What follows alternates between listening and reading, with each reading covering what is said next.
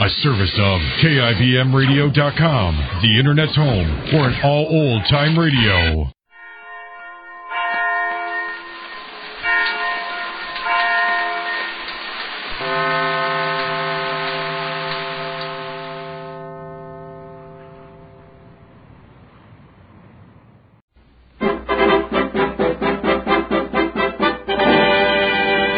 Jerry, at Fair Oaks.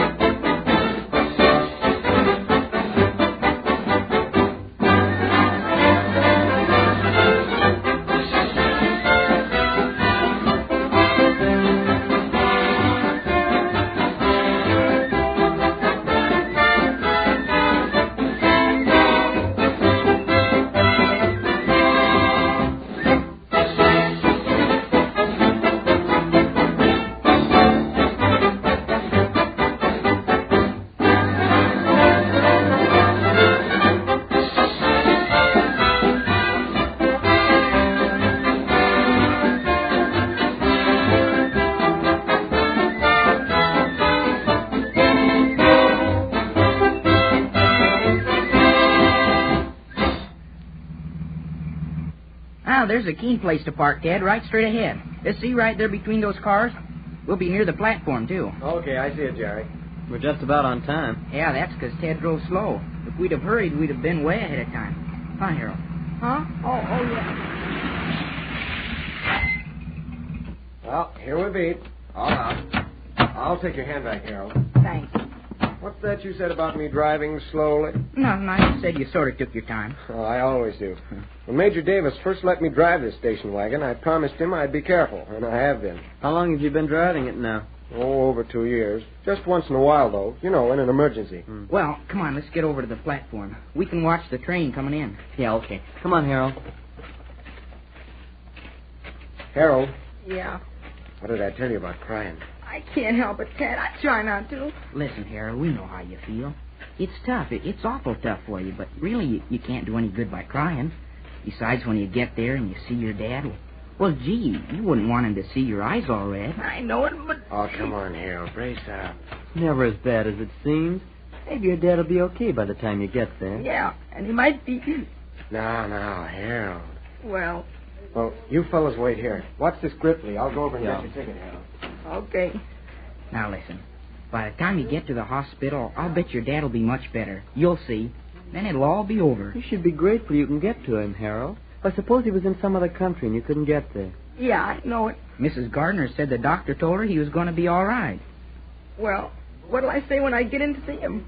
Oh, nobody can tell you that, Harold. But don't worry about it. The right words will come to you when you get there. That's right, Harold. All you have to do is just pull yourself together. Remember, Jerry, I told you I thought Dad would get it someday. Yeah, and you told me he had a couple of little accidents, too. The only difference is that this one is a little worse, but he'll get over it. You can't keep a man like your dad down for long. I hope you're right. Yes, you'll find he is right, Harold. Well, in a couple of months, you'll be laughing at yourself for even shedding one tear. All set. I got your ticket. Here you are.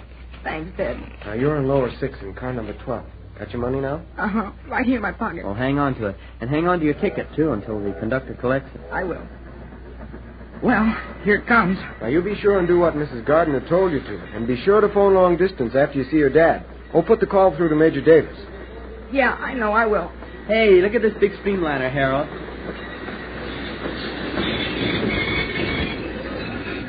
There's car 12. Come on. I got your grip. All aboard! Here, Harold, here's a couple of candy bars for you. Thanks, Jerry. Right here. Come on, get on. The porter will show you to your seat. All right, up you go. Well, so long, fellas. So long, Harold. Goodbye. Keep your chin up. And don't forget to be cheerful. Now, let's see you smile. That's it. Now, keep it there. Remember, see your dad, Harold. Hey, have a nice trip, and you be good. Take care of yourself. So long. Bye.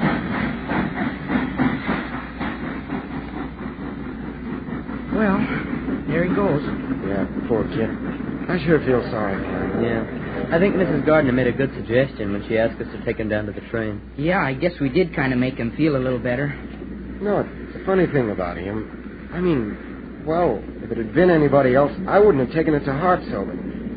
Hell, well, I don't know how to put it. He just doesn't seem grown up. I hope his dad pulls through okay. Don't we all? Hey, did you notice Mrs. Gardner when she said goodbye to him? It was all she could do to hold back the tears. Yes, I caught that, and even Captain Gardner didn't have much to say. Oh, Harold's such a nice little fella. You sort of take him into your heart. Everybody does. Well, here's the wagon. Hop in. No, come on up front. We can all sit in the front seat. All right. There we go.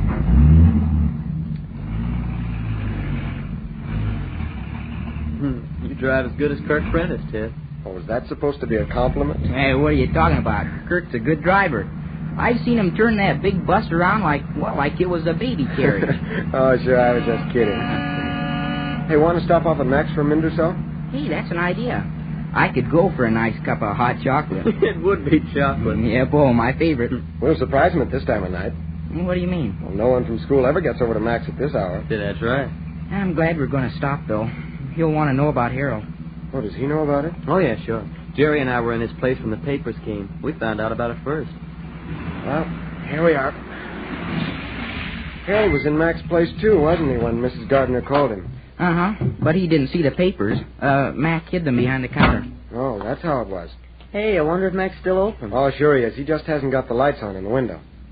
Oh, yeah, I can see him from here. He's right behind the counter as usual. No, we can't stay long. I've got to get to the wagon back to the garage and take the keys back to Major Davis's office. Okay, Ted. Hello, Mac. Well. This is an unexpected surprise. And a pleasure, I might add. Hey, what are you lads doing here at this hour? Let's see what time it is. Why, this is study hall time. Yeah, we just took Harold Linwell to the train, Mac. Oh. He's going to see his dad. Oh, I see. Well, that's fine. That's fine. Yeah, I'm glad he got to do that. Mrs. Gardner told him then. Huh? Mm-hmm, yeah. Yeah, she told him as gently as she could, and then he stayed there at their place for dinner. Oh, I see. Captain Gardner made all the arrangements for him to go. Oh, tell me, did he take it pretty hard? I guess at first he did, but Mrs. Gardner gave him a good talking to, and, well, he seemed all right. Yeah, well, the worst part is over. It's that first blow of hearing the news that's bad. It sweeps you off your feet for a second, so to speak. That man that Mr. Linwell works for, Mr. Layton, called Mrs. Gardner and broke the news to her. Oh, He's the one that suggested that Harold come there to be with his father. Oh, that was very thoughtful of him. Yeah.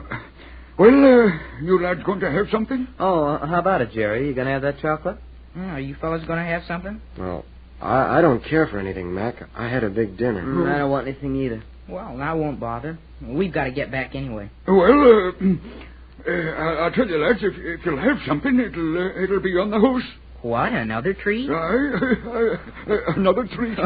First you told me that the only time a cadet got anything free was when he first came to Fair Oaks, and then when he graduated. Then last week when I had my sore arm, you treated me, and said you treated when a boy gets hurt, too. That's right. So I did, yeah. Well, now, what do you want a treat tonight for? Oh, well, I'll tell you, no. Tonight is a special occasion. I didn't recall when I've had any boys from the school in here at this hour of night. Well, thanks, Mac, but we'll skip it. We just dropped in for a minute to tell you about Harold. Oh, well, that's nice of you. Yeah, I appreciate it. Yes, sir, I appreciate it very much. Oh, wait, no, tell me. Did Harold, what's the word you use, break up? No, he held up fairly well. That is, considering. Oh, well, his father will pull through all right.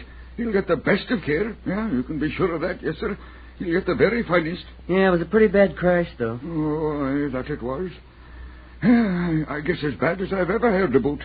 You know, I read the accounts of it over again, and it made me shudder. Yes, sir, it did. Just like it said in the paper, though. He was lucky. Very lucky. It could have been a whole lot worse. And you ken what that would mean. Oh, yeah. But I was sure a break when that tree fell on the plane and put the fire out. Oh, wasn't it, though? Oh.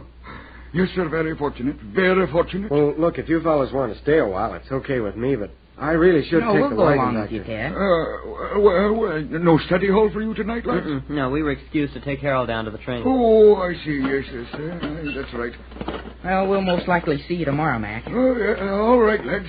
Good night. Good night, Mac. Good night. Good night. So long. Old Mac's all right. You bet he is. You know, he's always taken an interest in all the fellas at the school. And he's sincere, too. Hey, look out. Here comes a car. Run.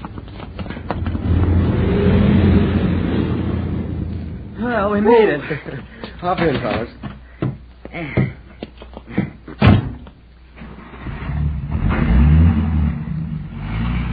Well, we're off. Well, or will be. Oh, here we go. Hey, where you going, Ted? I'll take you fellas up to the front of Costas Hall and let you out. Then I'll put the car away and walk back.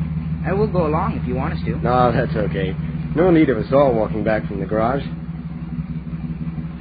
Well, here we are. Yep. All out. Well, good night, Ted. Good night, Jerry. Good night, Lee. Good night. See you tomorrow. Study hall ought to be out about now. Yeah, it seems like it. We'll look at the clock in the hall. Well, Harold's well on his way by now. Mm-hmm. Let's see what time it is. Well, I'll say study hall ought to be out soon. Just about a half a minute to 8. Hey, come on then. Let's run for it. We'll be just in time to tune into the 8 o'clock news broadcast on the radio. Oh, yeah. Maybe there'll be some more news about Guy Linwell. Yeah, that's what I was thinking. Well, come on. What's holding you up? Boy, you ought to be on a track team. You suggested running, and that's what I'm doing. Hey, you're galloping. Look out for a sharp turn. Coming? Yeah, I'm right on your heels. Last one to the room has to wake up the bugler in the morning. Oh, yeah? Oh, yeah.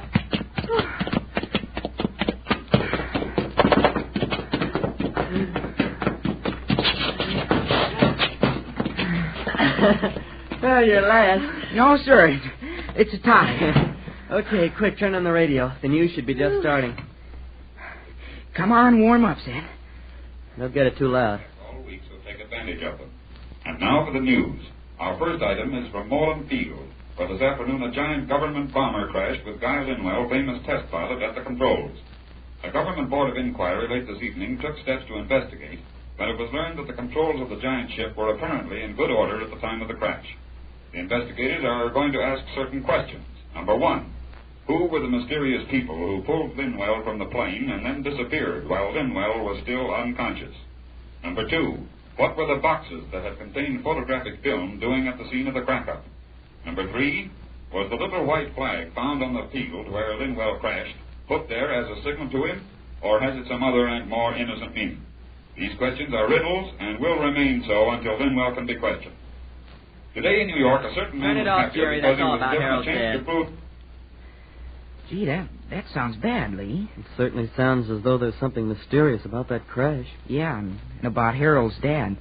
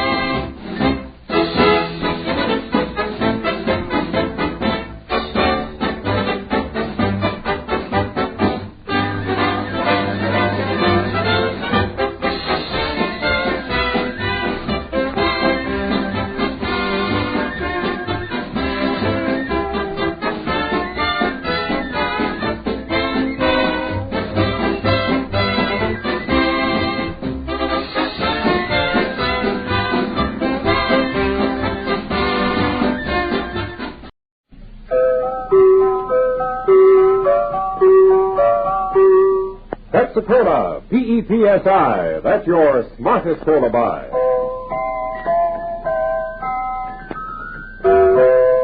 Pepsi-Cola presents Counterspy.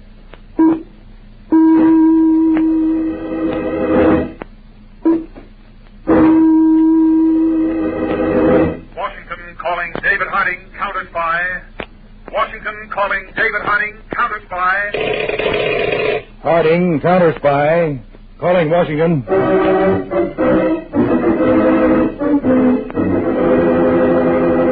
United States Counterspies, especially appointed to investigate and combat the enemies of our country, both at home and abroad. Tonight, the case of the Flatbush Fagin, another Counterspy report to the American people, brought to you each Tuesday and Thursday by Pepsi-Cola. Pepsi-Cola, hits the spot, 2 full glasses, that's a lot. That's right, you heard what they said. 2 full glasses of sparkling Pepsi from one big 12-ounce bottle. You're getting an extra glassful. And what a delicious glassful. The most refreshing, delightful cola that ever tickled your taste. You can't top Pepsi's tangy flavor. And that big bottle saves you money. Goes twice as far. Pepsi's America's big favorite. And America's biggest cola value. So why take less when Pepsi's best? Whenever you reach for refreshment, remember, Why take less when Pepsi's best? And now, to Counterspy.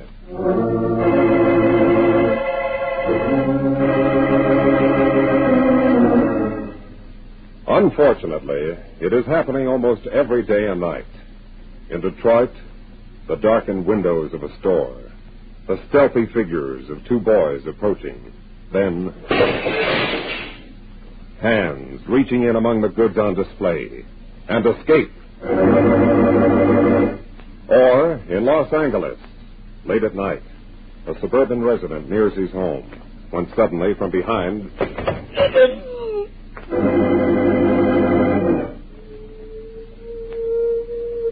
Young lawbreakers seem to be everywhere, in St. Louis, Boston, Philadelphia, and in Brooklyn, where juvenile gangs are organized on the highest level.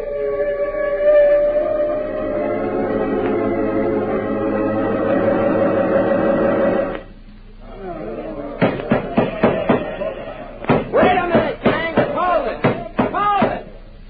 Before we go out on the rumble against the Crescents, our president, Whitey Benson, wants to say something to you members of the Blue Jays. Now, Chris told you guys how some of them characters from the Crescents pushed one of our boys around this afternoon again. Now, this is the last time they get away with it, see? Tonight, we're putting them Crescents out of business. Like I told you when I organized the Blue Jays, you leave everything to Whitey Benson. We're going places, see? And we ain't going to be in this crummy cellar for long, either. Soon we're going to have a real classy clubhouse, pool tables and all. Us Blue Jays is going to end up the top dog outfit in Brooklyn. Pipe down. I ain't through yet. Steve? Yeah, Whitey? You and Chris take your boys and brief them for the rumble like I laid it out. Gotcha, Whitey. Okay. Now, all you guys will get your instructions from my 2 ace men. We move in on the Crescent's clubhouse at 10:30 tonight.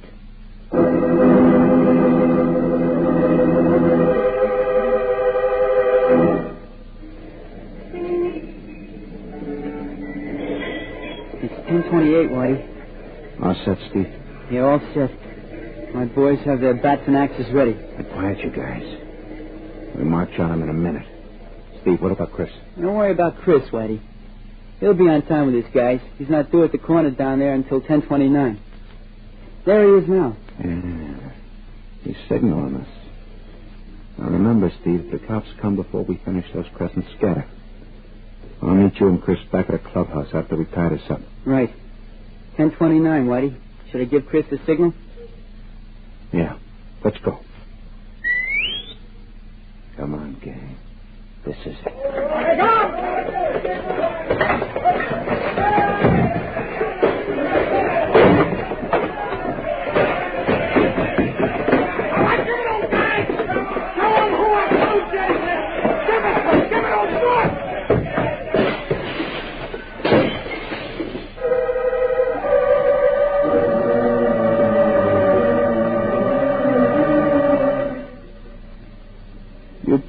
men of mine done a swell job tonight. And that finishes the Crescents for good, huh, Whitey? Yes, Steve. For real. Now they ain't got no more clubhouse, they'll come around begging to join us Blue Jays. That was the main idea I had, Chris. Before we're finished, we're taking in every club in his territory. Now, the reason I had you and Steve meet me here at the clubhouse is extra special. What's up, Whitey? Tomorrow night I got a little caper planned for just the three of us. What kind of caper? Something real special. Pull up chairs and listen close to what I got to say. Tomorrow night, I'm breaking you two into the big time.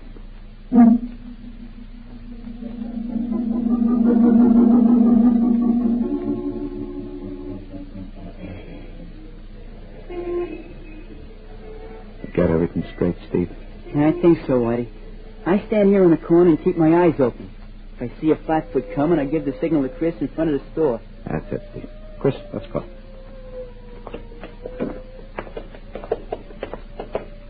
Whitey. Listen, Whitey. What are you shaking in your pants about, Chris? I never did nothing like this before. Weren't you scared the first time? I was never scared. Not my whole life. I just hope there won't be no trouble. Didn't I tell you the old dame who runs the store, she's got one foot in the grave already?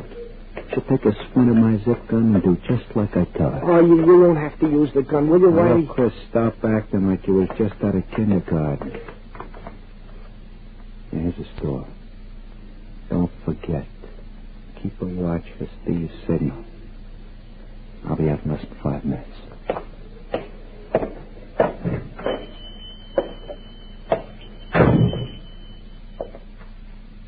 Here, young fella. What can I do Get for back you? at the cash register and open it. What? This is a stick-up, Mama. Do like I tell you. You don't scare me, you rotten little hoodlum. You hoodlum, Mama, you... you got just 2 seconds to open our cash register. That toy gun you got? I'm not scared. You'll see what kind of toy this 22 is if you don't get started. Go on, move. I'm not moving an inch. I know kids like you. Sneaky cowards. Dirty little hoodlums. Bluffers. Hoodlum. Bluffer, huh?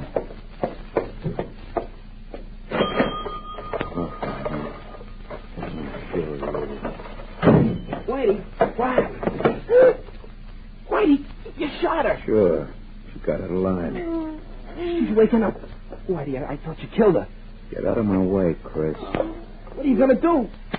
Why are you loading your gun again? Let go. The old dame's got too good a tag on me. You know I'm on probation. They'll send me up for 20. Now look out. Whitey, don't do it, please.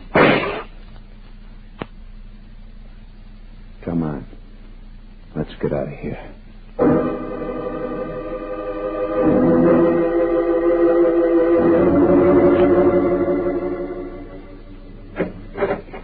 Mr. Harding, there's a Miss Catherine Griffin waiting to see you by appointment. Oh, yes. Come in, Miss Griffin. Oh, Miss Griffin, nice to see you again. Yes, may we move this chair closer? Thank you. Mr. Harding, you recall our talk last year during the National Police Conference in Washington. Oh, of course, Miss Griffin. Are you still attached to the juvenile court in Brooklyn? In charge of the probation section now. Oh, and having a rough time. Very rough.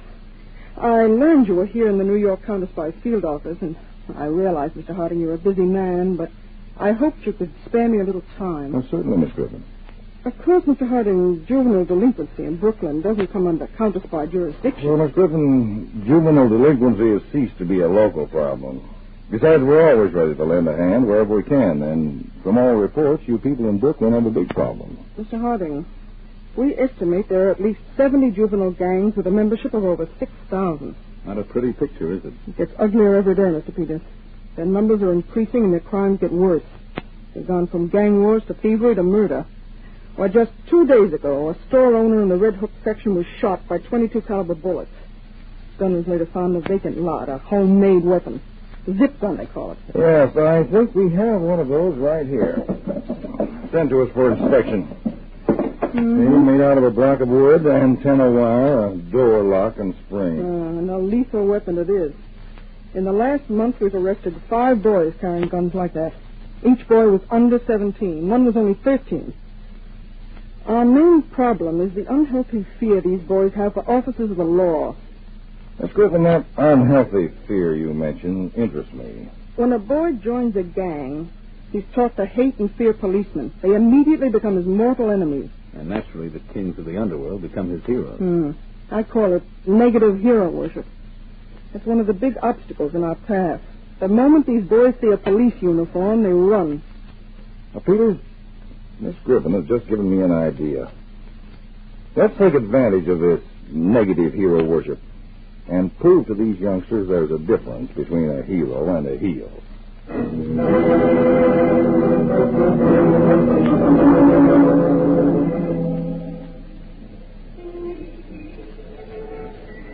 Traffic light just changed. There's the sucker walking toward us. Get ready, Steve. Right, Whitey. Bump him so hard he takes a good flop. Chris. I'm listening, Whitey. No matter what, you stick here in the doorway. Right. Watch how the sucker is handled.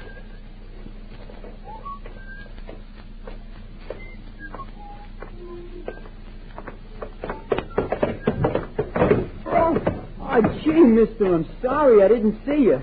Look where you were going. You won't have to be sorry. Steve, I told you to watch out, didn't I? Oh, yeah, Whitey, but Mister, don't mind this jerky pal of mine. He's always bumping into somebody. I told him, man, I was Shut up. sorry. Here, mister. Let me give you a hand. Thanks, kid. You ain't hurt, are you, mister? No. Try to tell your little pal to keep his eyes in front of him. Someday he'll bump into the wrong guy.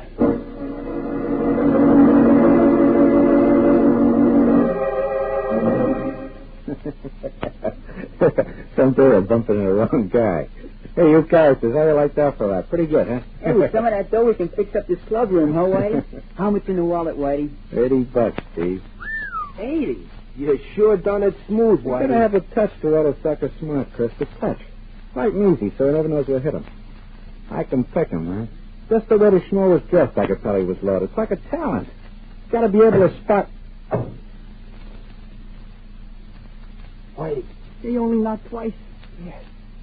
They didn't give the right high sign. And maybe it's the cops, Whitey. What are we going to do? Pipe down, both of you.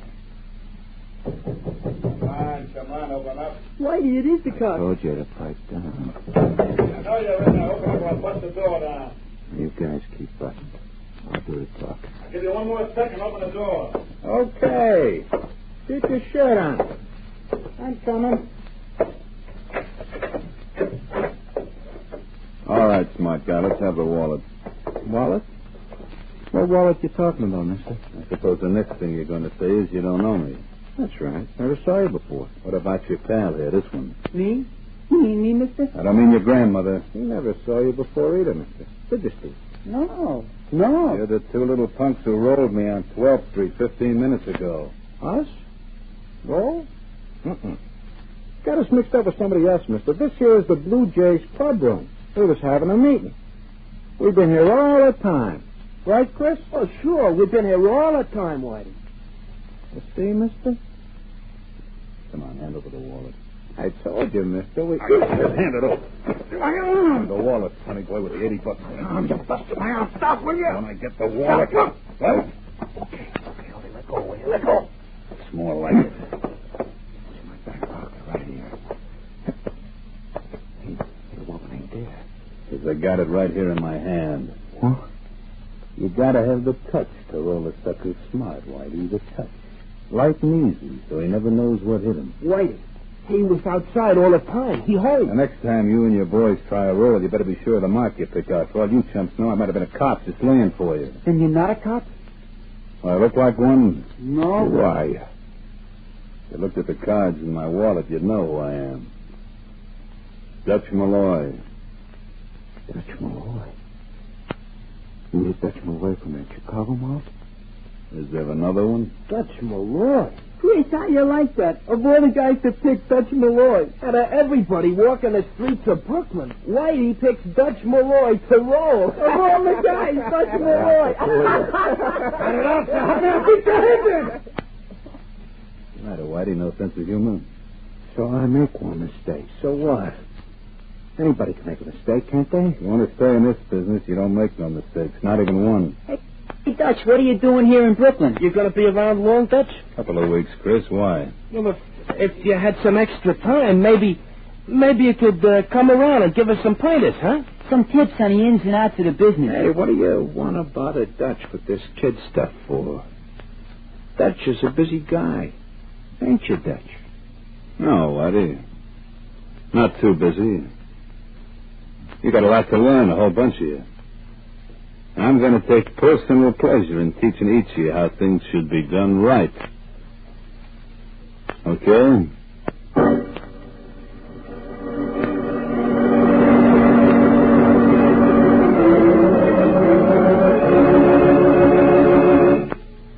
In just a moment, we'll return to Counterspy, brought to you by Pepsi-Cola. Pepsi-Cola, hit the spot. 2 full glasses, that's a lot.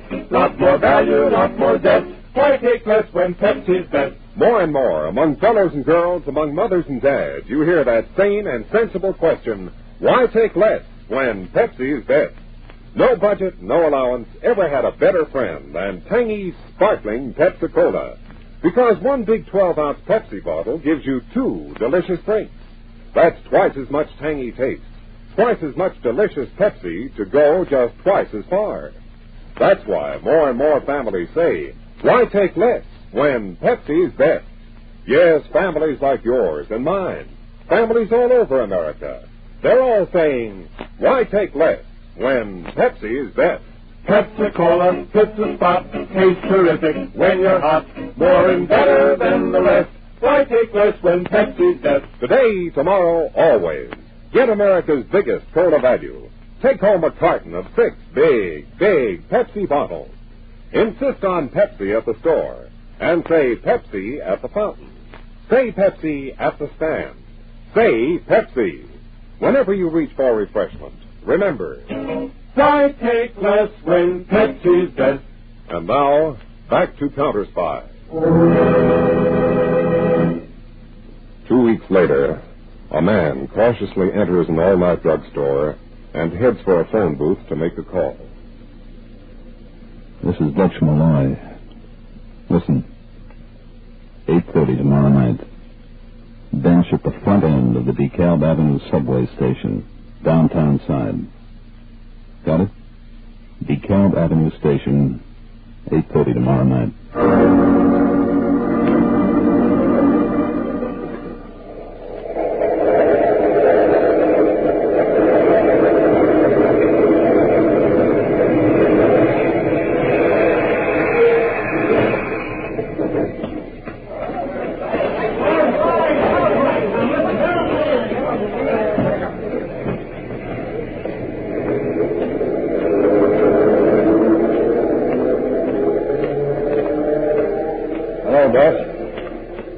How's my undercover man?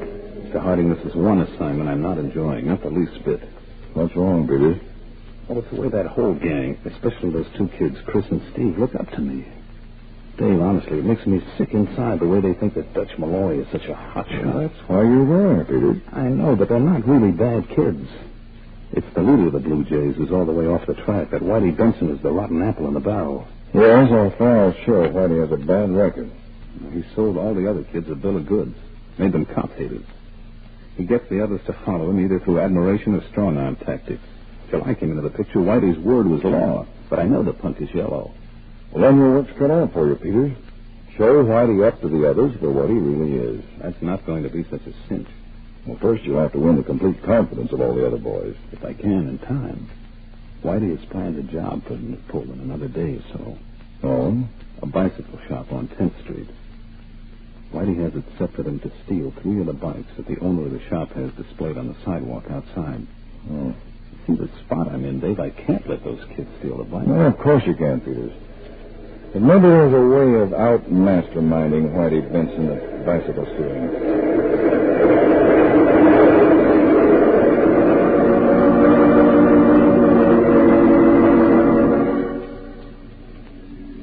What's the matter, Whitey? Nothing, Dutch.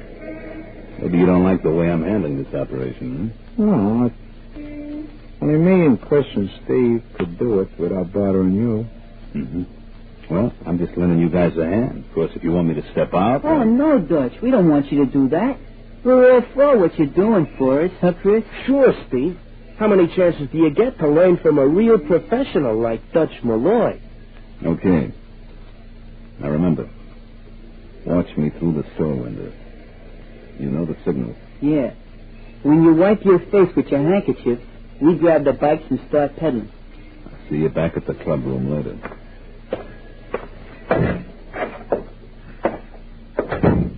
Well, mister, how can I help you? Good evening.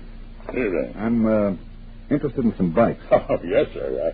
Any particular type? I got all types here. Well, I saw those three that you had on the sidewalk outside the store. Hot tonight, huh? Yeah, mighty muggy.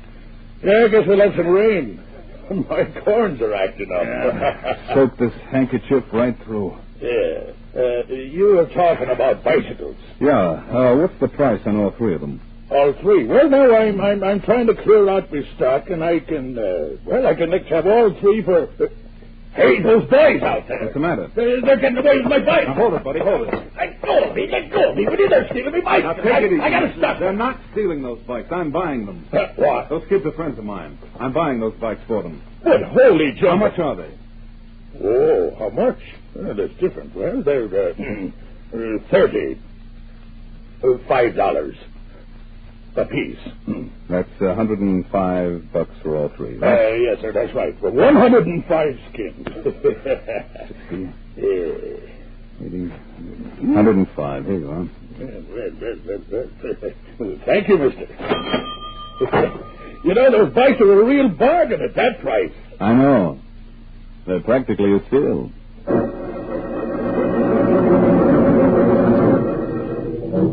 Good work, Peters. You must have convinced Chris and Steve all right. $105 is a high price for being convincing, Dave. Put it on your expense account. Under what? Petty theft? By the way, how is Whitey Benson taking it? Like a slow burn, Dave. If you ask me, I don't think Whitey's going to be satisfied with sitting on the sidelines much longer. Your job then, Peters, is to expose Whitey as a coward right in front of his ace man. Right, Dave. But I'll have to wait for just the right setup.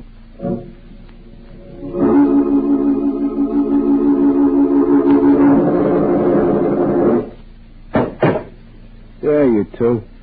Take a look at that. A rod? A real one? Yeah, 38. Where'd you get it, Whitey? From a friend.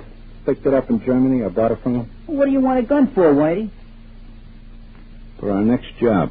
Well, Whitey, Dutch says only a sucker carries a gun. Remember? Dutch says if you're caught with a gun... Dutch says. I'm sick of that Dutch stuff. Oh, but Dutch knows, Whitey. He's been around. Well, I've been around, too, plenty.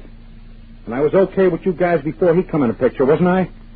Now I'm going to show you guys how I can handle a heist as good as he can. Better. Anybody here say I can't? We're not saying you can't. Why Well, don't... button up and listen if you want to stay being my ace man. There's a warehouse across the street from Pier 13. They got a bunch of radios piled up in there, and it's a pushover to get in through a side door.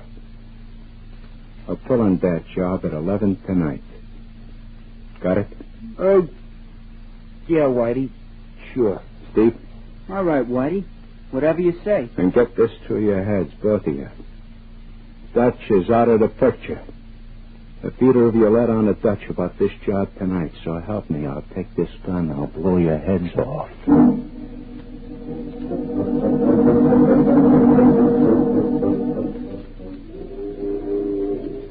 All right, you two. Follow me. Radios are piled over the other end of the warehouse. Hold it. What's the matter, Whitey? The watchman, Chris.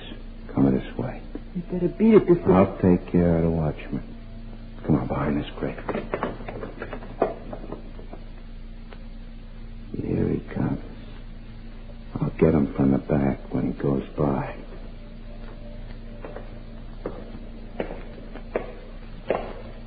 You reach right. Now, fold your hands in top of your head and keep them forward. Okay. I'll turn around. Hello, Whitey. Dutch. You can put your gun away. How'd you get here? Didn't I tell you only a sucker carries a gun? What are you doing here? Who taught you? Oh, Steve, Chris, they told you, huh? You monkeys told them, didn't you? Whitey, we thought we better. Dirty, stinking double-cross. Don't take it out on them, Whitey. Tackle somebody your own size. Done to cross me up, the little yellow bellies. Some stunt to pull on a pal. What do you mean, pal? You're nobody's pal, Whitey. You're strictly out for yourself. You're just pulling this job tonight to prove you're a big shot, but you're just a cheap little four-flusher. Yeah? Yeah. You even told these kids you're only 18, but you're 21, 5 years older than any of them. You didn't have the guts to go up to the big boys, so you got yourself a bunch of kids to use to push around. Oh, shut up. You're too big, Shut up, Whitey. Set her up. Fill your face with lead. You haven't got the guts to tackle me. I know you haven't. Yeah, well, ask Steve. Ask Chris. Ask him how I drilled that dame last month without even blinking an eyelash. Talk, Whitey. That's your idea of guts, killing an old lady who couldn't fight back. All right, drop the gun. Can you drop it or you end up flat on your face? I'll kill you. All right, now do it the hard way. I'll get it done, Dutch. We'll take care of the gun, Chris. What? Dutch? These are friends of mine, Steve. Come on, Whitey. Up on your feet. Here he is, Mr. Harding, all yours. Harding? That's right, David Harding, Chief of the United States Counterspies. Cops. Counterspies. Conway. Yes, Mr. Harding. Take Whitey Benson along. Right. Turn him over to the police to be booked for murder. Yes, sir. Okay, big shot. Get moving. Why don't you pinch him? That's Malloy. He's the guy you want to grab. Never mind that, Wheeler. Okay, Conway. Give me a break.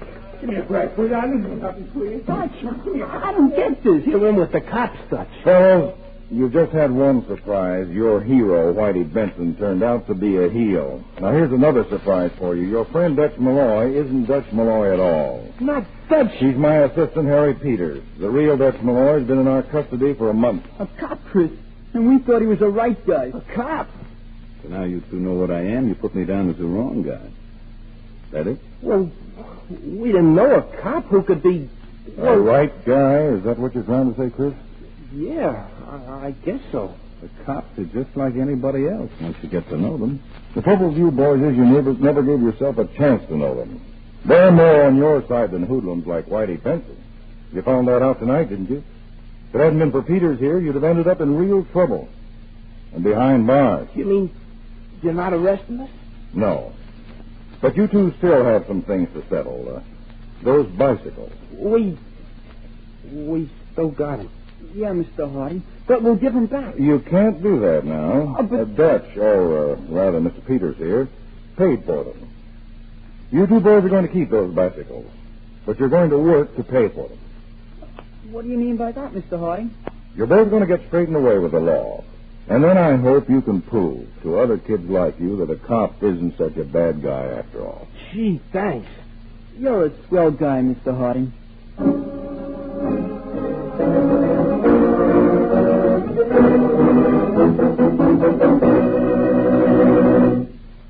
When your friends drop in, be generous, but be thrifty, too. Serve plenty of delicious Pepsi-Cola. Pepsi's big 12-ounce bottle gives you not just one sparkling glassful, but two. Get a carton of 6 and serve 12 delicious drinks. Yes, Pepsi is America's biggest cola value. You get twice the tangy taste, twice the refreshment, twice the Pepsi. So why take less when Pepsi is best? Whenever you reach for refreshment, remember, Pepsi-Cola, hits the spot. 2 full glasses, that's a lot. Lots more value, lots more zest. Why take less when Pepsi's best? tune in every Tuesday and Thursday, same time, same station, to Counterspy. Listen on Thursday for the exciting Counterspy case of a hot car killer.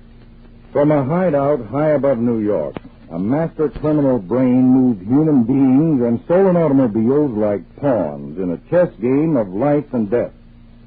For the blazing facts in this case, I invite you to tune in on Thursday, day after tomorrow, for the case of a hot car killer on Counterspy.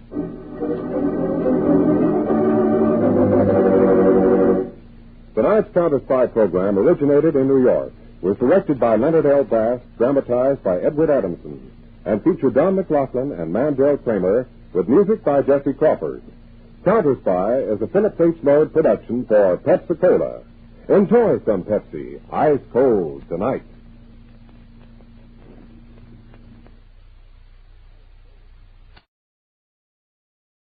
Cold tonight.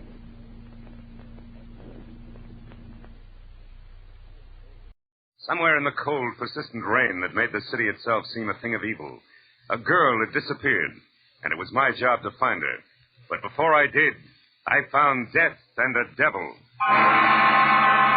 From the pen of Raymond Chandler, outstanding author of crime fiction, comes his most famous character as CBS presents The Adventures of Philip Marlowe.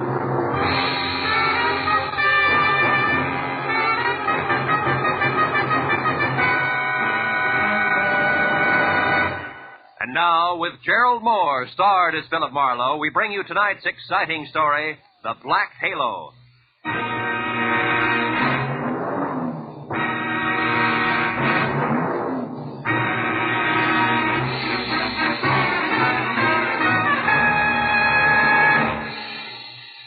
For 3 days, an ugly storm had lashed at the west coast from northern Oregon to the tip of Lower California. And although it was only noon when I drove up to the sprawling red brick house just south of Santa Barbara to meet a new client of mine, the black that was in the sky and the driving rain that was everywhere left the day bleak and wet and cold. Left it the kind of day that made you feel that logs blazing in a fireplace and a warm, dry robe were the only things that could matter to anyone. But when I got inside the house, Felix Drum, 350 uncomfortable pounds of executive in a wheelchair, who made his living importing perfumes, was very worried. And not about the weather outside. Marlowe, Julia Perry is gone. I want you to find her and bring her back. And the sooner you do that, the better. And the more I know, Mr. Drum, the easier it'll be. Exactly who is Julia Perry? My assistant. Very capable girl, who in the past 6 months has practically taken over my entire business. She handles most of the work from her cottage here on the grounds where she lives. Mm-hmm. She also has some little cubbyhole in Los Angeles where she keeps her files and some sample stock. Do you have the address of that cubbyhole? If I knew the answer to everything, I wouldn't have hired you. And anyway, it isn't important. Hand me that little bottle. This one? Yes. No. Here. Thank you.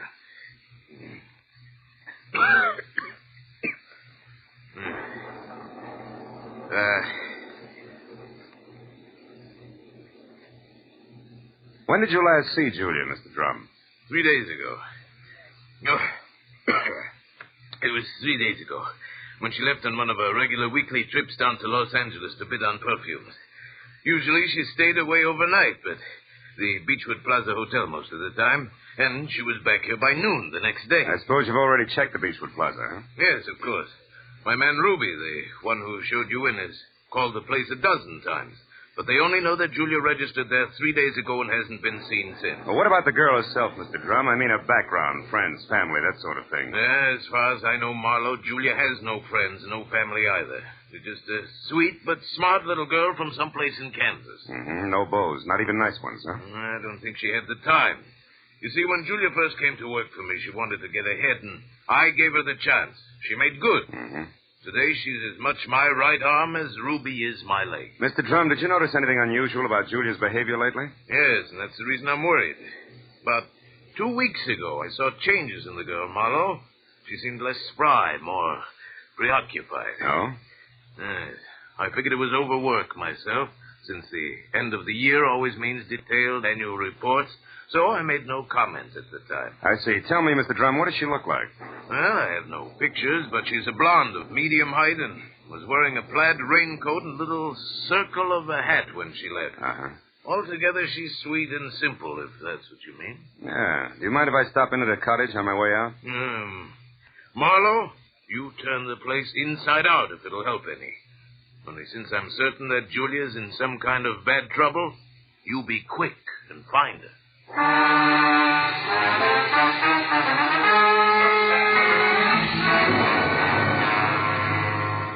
Julia Perry's cottage was strictly the 50-50 arrangement that Drum had mentioned, with one-room office and the other living quarters.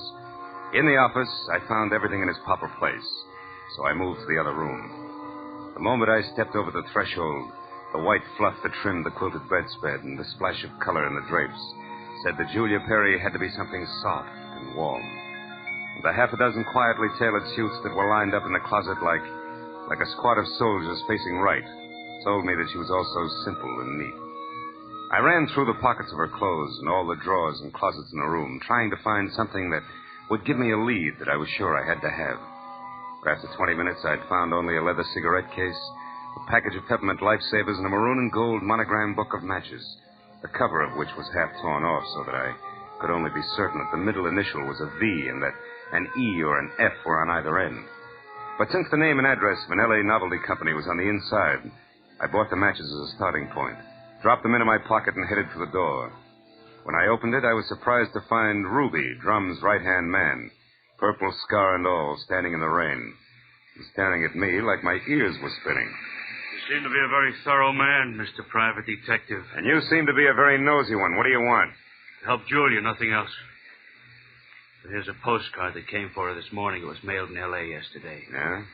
Dear Julia, tried to reach you at Santa Barbara 1181 both yesterday and today, but got no answer. I'm leaving town tomorrow. As one little girl who fled life in Haven, Kansas to another, I would have enjoyed seeing you again. For a bit before I moved on to who knows where. Anne. Santa Barbara 1181. That the number here? Yeah. It's Julia's private business phone. Well, what do you think? The postcard any help? Possibly. Tell me, Ruby, why didn't you show this to Mr. Drum?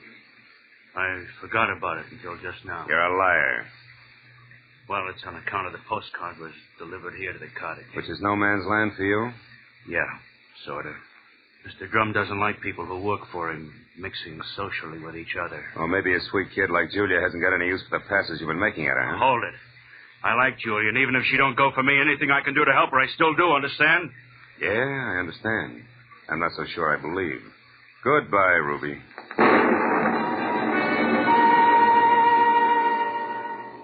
It was pushing 5 o'clock and still raining by the time I got back to L.A. and over to the novelty company. Once there, I presented the torn book of matches that I had found at Julia's cottage to a bald man with horizontal question marks for eyebrows, and who, at the crinkle of a $5 bill, tore himself away from his racing form long enough to check the files for a set of maroon and gold initials that had a V in the middle. And it was 6 o'clock before I had the answer, which was EVE. And they weren't initials, but the front name of Mrs. Eve Bentley, who lived in a villa at the swank Sunset Terrace Apartments. And according to the gentleman who said he knew his oaths, was a very classy filly. An hour later, I was at Mrs. Bentley's front door, and while I made with the chimes and waited, I wondered just how much a guy who loves the ponies could know about women. But when the door opened, I had my answer. Yes? What is it? Mrs. Eve Bentley wasn't beautiful, but she was everything else, including a shimmering yard of gold hair piled high on her head and held in place by a knot of pearls that no Boy Scout ever tied. Her face was wide blue eyes and open red lips on a backdrop of soft, fair skin.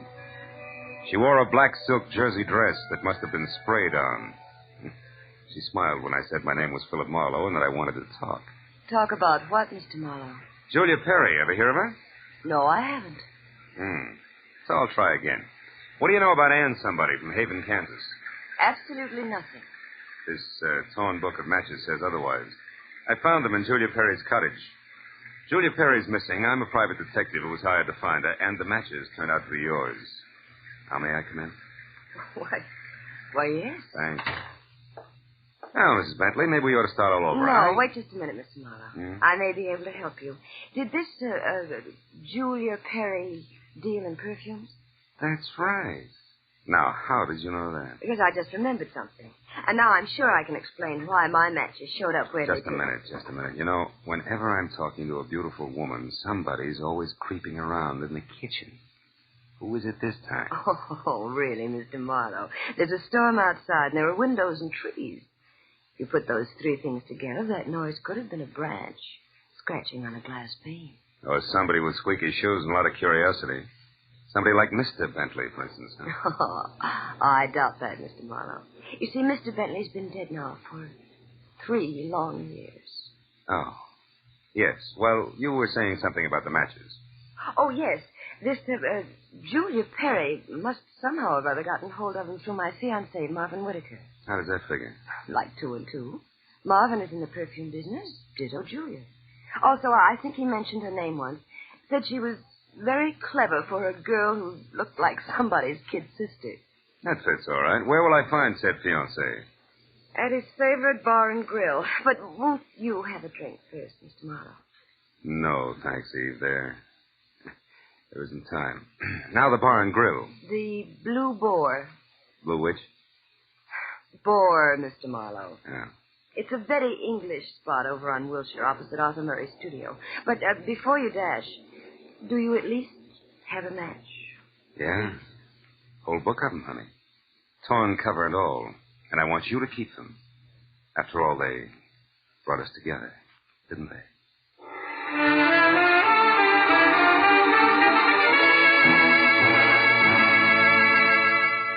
When I got outside, I postponed my run between the raindrops over to Wilshire Boulevard long enough to take a look behind the villa. And there, in a newly planted strip of clover lawn below Mrs. Bentley's kitchen window, I found something which was no surprise. 2 clear prints of a man's shoe. But from there on out, I got nothing more than a lot of rain down the back of my neck. So 10 minutes later, I dripped into my car and headed for the Blue Boar and Eve Bentley's gentleman friend.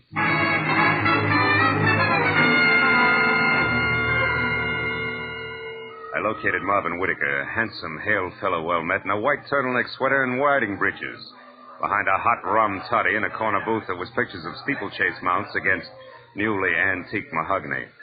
And when I told him that I was looking for Julia Perry, he flashed a lot of glistening teeth at me, insisted that I join him in a warming glass of spirits, and started to talk, gesturing all the time with a riding crop. Why, yes, old man, I know Julia Perry. In fact, almost did some business with her today.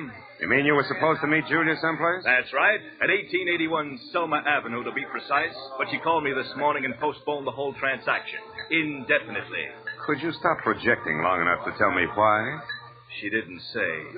Of course, it's of no bother to me on a day like this. No sane man should be any farther away from a toddy than we are right now. So drink up, old boy. It'll do you a world of good. Yeah, I bet it will. Look, Mr. Whitaker, one more question. Did Julia ever speak of a girlfriend named Anne? Someone she knew years ago in Kansas?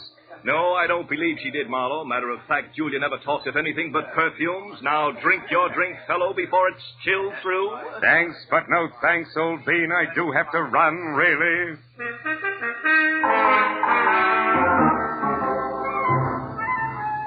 It was a 20-minute drive to the address on Selma, and the rain had stopped by the time I got there. The place was one of those once-upon-a-time rooming houses that had been partitioned off into a couple of dozen 2x4 cubbyholes, just big enough for the very small businessman to fill his fountain pen in. When I got to the door and asked the scrub woman, who was a lot of wild red hair around 2 pop eyes for Julia Perry, I knew I was moving in the right direction, because the lady standing in front of me was anything but calm. And more important, she had just heard a pistol shot from the back of the house. Yes, that's right. A pistol shot not over 2 minutes ago. I'm sure that Perry girl had something to do with it. Because when I come from inside, I saw her rush out down these steps. Did she say anything? I don't know. She was gone out of sight before I could open my mouth. But I know it was her on account of that plaid coat and little hat she wears. Yeah. Now, which room is hers? Come on. Well, that one there with the light showing under the door. But it's locked. You won't be able to get in. I just tried. Well, we'll try again for luck. It's not the best lumber. Believe me. It's terrible. Nothing like this has ever happened to me before. It's a man. Yeah. A dead one at that, Granny. You know who it is? Uh-huh. From the mud and clover grass on the bottom of his shoes, I'd tag him as a guy who was looking in a lady's kitchen window about an hour ago. But from that purple scar on his chin, I can do even better than that. The name Granny is Ruby, a guy I thought was still in Santa Barbara.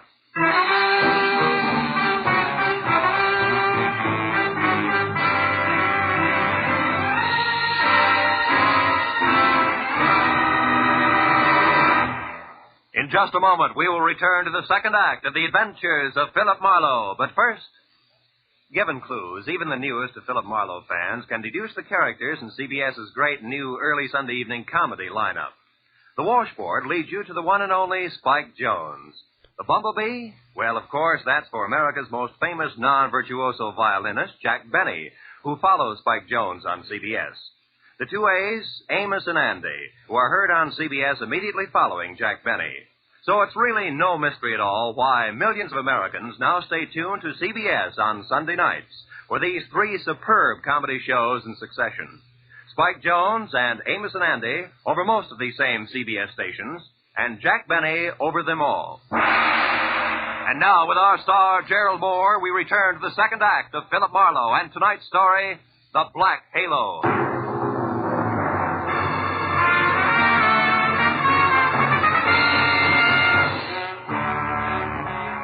Ruby's body sprawled on the floor, and the girl in the plaid raincoat running away from it meant one thing. Julia Perry's trouble was important, like life, but more like death. A half sneer was congealed on Ruby's face, and his eyes, turned waxy, still held a look of mild surprise. I wasted some breath telling the scrub woman not to touch anything, and then I put in a call to my overweight client in Santa Barbara. He was glad to hear from me, at first. Marlowe. Well, now, I didn't expect a call from you this soon. You sure work fast, don't you, lad?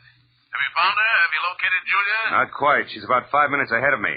Incidentally, Mr. Drum, she works fast, too. What do you mean by that? Let me ask the questions, huh? Number one, what was your leg man Ruby doing in L.A. tonight? Ruby? Yeah. Why, I sent him in to pick up some medicine for me. Why? Come on, Drum, you can talk straighter than that, and you better. I just found Ruby dead. Dead? Ruby's dead? What happened to him, Marlowe? He was shot. So forget the gags and tell me why he was snooping around. All right. I didn't trust you. No. It's my policy to trust nobody until he proves himself. I sent Ruby in to follow you and check on your progress. That was brilliant. You only made 3 mistakes. First, I don't need to be checked on. Second, you got your man killed. And third, you forced Julia's hand. Because it was Miss Perry herself who pulled the trigger on Ruby. Julia? Marlowe, I don't believe that. Which proves nothing, Mr. Drum, but skip it. Tell me, do you know a man named Marvin Whitaker? Whitaker? Yeah. No, should I? Well, he says he's in the perfume business. Well, I know everybody on the coast who bought more than 2 bottles of perfume at one time in the last 40 years, and I don't recall that name. I think the man must be a liar. So do I. Thanks for the help. And, Drum, if you've got any more expendable flunkies around, keep them out of my hair. I'll call you when I've got something.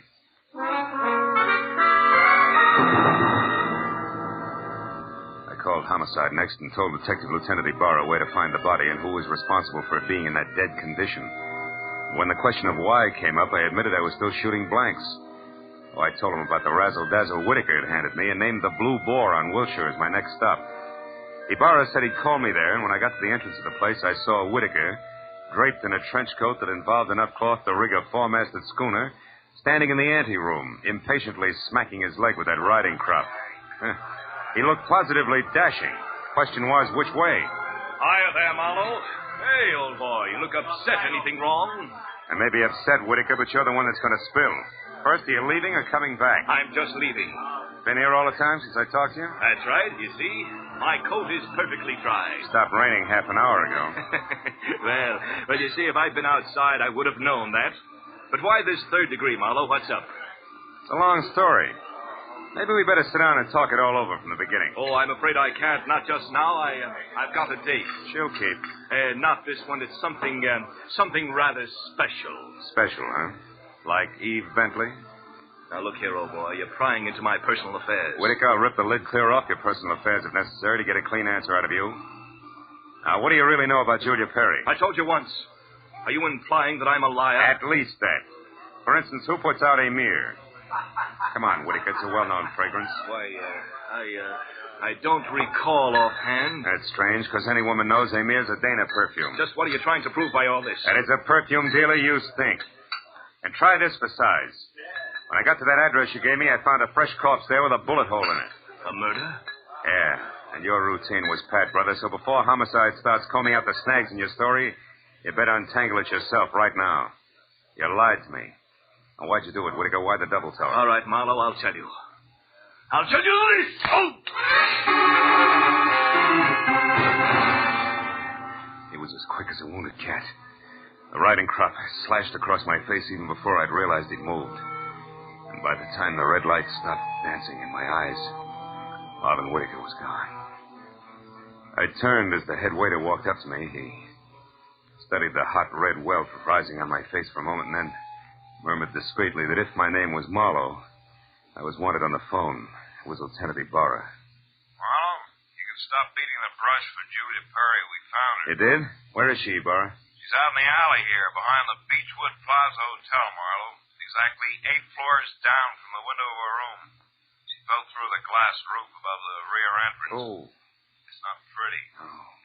She explained the whole thing, including that Ruby guy's murder in a note we found in her room.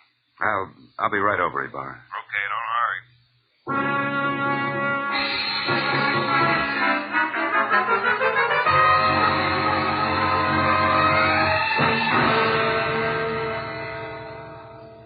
The old story, Marlowe. When Drum finally got around to trusting her, he practically gave her his business. It was too much temptation. Mm-hmm. She'd been stealing from him in a big way for almost a year, her note says.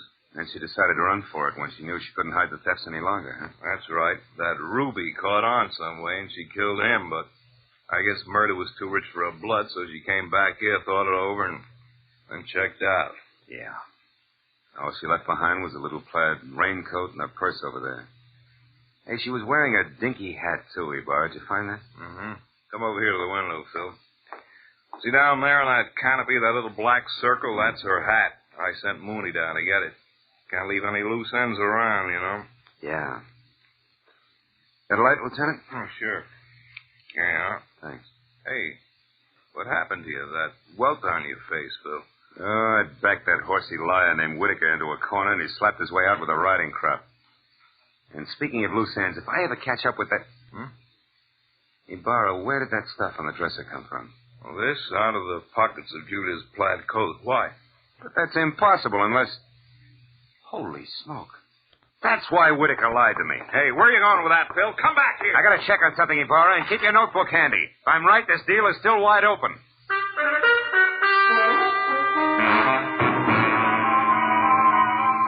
All the way from the suicide's room in the Beechwood Plaza out to the widow's villa in the Sunset Terrace, my mind juggled a jumble of facts trying to beat them into a brand new pattern. A pattern that had to include an object Ibarra had found in the pocket of that plaid raincoat. It almost made sense, but I needed just a little more. Well, when I turned into the parking lot at the Sunset Terrace, rain began to fall again. Thin, cold rain. I walked to Eve Bentley's door and pressed the bell. Just as I expected, it was Marvin Whitaker, unsmiling and nervous, who answered the door. I didn't give him a chance to think. I just swung hard. Okay, horseman, that squares us up. Come on, Heavy, roll over. Let's see if you're carrying a gun. Okay, no gun. Now, be a good boy, Whitaker, and you'll make out all right, but one funny wiggle out of you and I'll crack your skull. It's a promise. Do you hear me? Yeah, I heard you. All right. Now, where's Eve? Is she here? Find out for yourself, Marlowe. I'm through. Fair enough. But just so I'm not talking through my head, I'll take a look in her closet first. She won't be in there, I guarantee. No, but her future might be. Well, let's see. It's got to be in here someplace. Oh, yeah. This is probably it. Brown cloth coat, as chic as a pair of hobnail boots, and still damp. And the label says the B.H. Company, Haven, Kansas. That does it. I've got it all now, and my chivalry just died. Where is she, Whitaker? Where's Eve? Right here, Marlowe. Don't try that. I guess you really do have it figured out, haven't you? Yes, Eve, I have. Sorry it turned out this way, because you had your points as Eve and as Julia. Don't put it in the past tense, Marlowe. As Eve Bentley, my life is just beginning, and now I've got everything I ever wanted as Julia Perry. Then you're Julia Perry. I was, Marvin. She still is, Whitaker. At least that's what the bailiff will call it in court. There won't be any court, Marlowe. Oh, I'm afraid there will, baby. You're twice a killer now, and both for the same reason, remember? First Ruby, because he saw you as Eve. And the girl you pushed out of the hotel window, who was no doubt Anne, your old chum from the hometown. She must have seen you posing as Eve, too. All right, Marlowe. Anne ran into me by accident and ruined everything. I had no choice. I promised her money and then told her to go to my room at the Beechwood Plaza and wait for me. Eve, I can't believe this. It can't be true. Yes, Marvin, it is true. Darling, I didn't want this mess. I'd have left town this morning as I intended if sweet, sly little Anne hadn't seen me. I tried to get rid of you the easy way, Marlowe. When I sent you to Marvin, the Selma Street address he gave you should have led you to the end of Julia Perry. Is that why you phoned me and told me to lie to Marlowe? Yes, Marvin.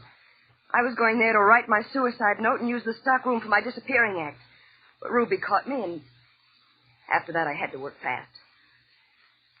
But it's all right now. It all worked out perfectly. They were the only two who knew besides you, Marlowe. Aren't you forgetting little Marvin here? Forgetting him? Oh, no, Mr. Marlowe.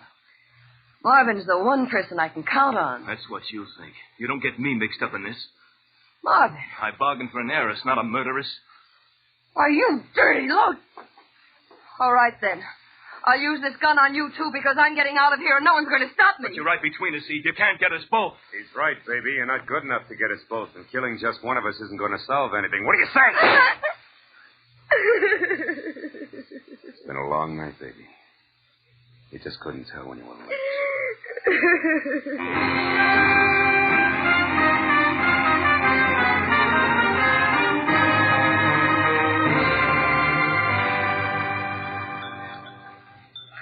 You want any more of this coffee, Marlowe? No, it's sludge, Lieutenant. I wonder what Julia Perry uses for a heart. You know, she planned the thing for 6 months when she first set herself up as Eve Bentley. And it probably would have... What's he check now? Oh, yes. Probably would have worked if everything hadn't closed in on her. Yeah, her friend Ann from Kansas, Ruby the leg man. And you with that torn book of matches. Incidentally, that was pretty fast figuring up in the hotel room there, Marlowe. Oh, not so fast, Ibarra. I knew Eve had those matches because I left them with her. So when you found the same matches in the pocket of Julia's plaid coat, it figured. Julia almost had to be Eve. And that left Ann to furnish the body for the suicide. Yeah. You know, I wasn't so sure about that until I found the brown coat with the Haven, Kansas label in Eve's apartment. Yeah. Well, I'd better wait on back to the office, Phil. Look at that rain come down. Think it'll ever stop? I don't know. I doubt it. Oh, by the way, here, it's her hat. Mooney finally got it down off that hotel canopy. Maybe you'd like it for a souvenir. Yeah. The millinery people call it a halo hat. Good night, Marlowe.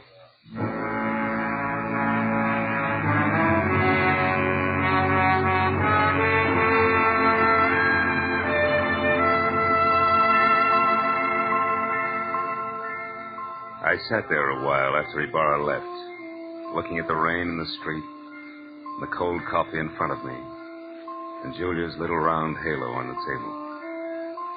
And finally I got up and went outside. Dirty water scudded along the gutter and gurgled thickly into the sewer drain at the corner.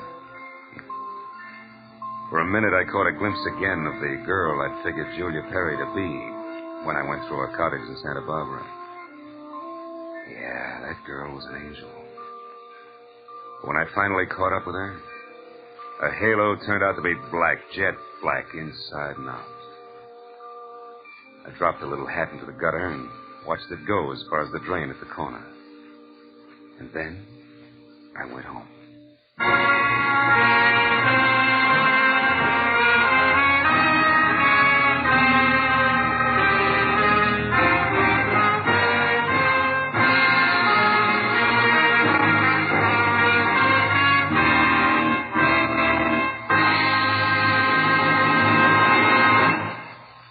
The Adventures of Philip Marlowe, created by Raymond Chandler, stars Gerald Moore, and is produced and directed by Norman MacDonald. Script is by Mel Donnelly, Robert Mitchell, and Gene Levitt. Featured in the cast were Joan Banks, Paul Frees, Peter Leeds, Jack Crucian, and Lois Corbett. Lieutenant Detective Ibarra is played by Jeff Corey. The special music was by Richard O'Run. Be sure and be with us again next week when Philip Marlowe says... A startled corpse, a blue-eyed woman, and a cryptic message, scrawled by a dingy man with the pieces of a Chinese puzzle that wouldn't fit together, until I found out what was deadly about the orange dog.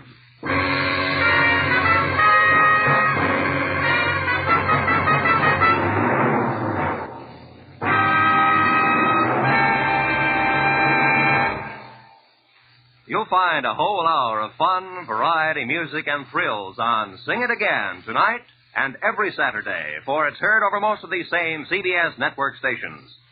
Now, stay tuned for Gangbusters, which follows immediately over most of these same stations.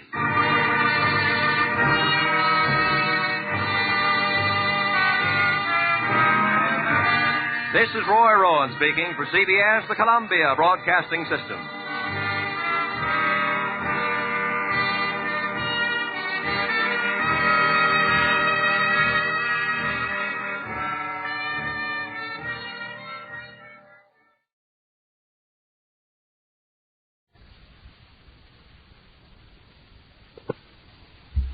Crime does not pay.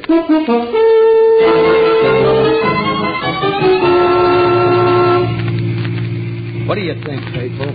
Shank? About what? About me going to Chicago and leaving Jimmy here. Yeah, he's old enough to take care of himself. Is he? The night don't look like it for my money. So what? It ain't no skin off in your nose. Me and Jimmy grew up together. What I done, he done. We've been through a lot together. Well, you ain't married to the dumb jerk. Look, when two guys have been friends... look, Rick, you go to Chicago, you get big. Real big. Things being the way they are out there.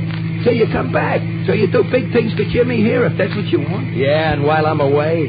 So he'll have to protect himself.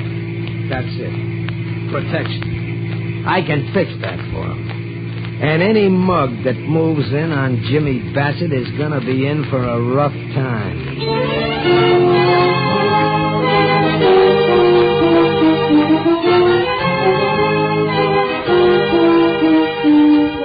In the interest of good citizenship and law enforcement, we present Crime Does Not Pay, based on the famous Metro-Goldwyn-Mayer series of short subjects.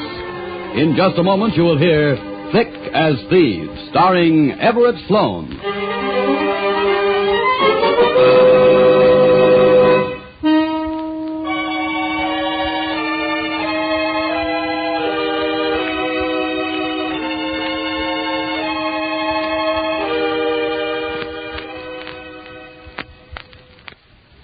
Now, Crime Does Not Pay, starring Everett Sloane as Ricky Carpenter in Thick as Thieves.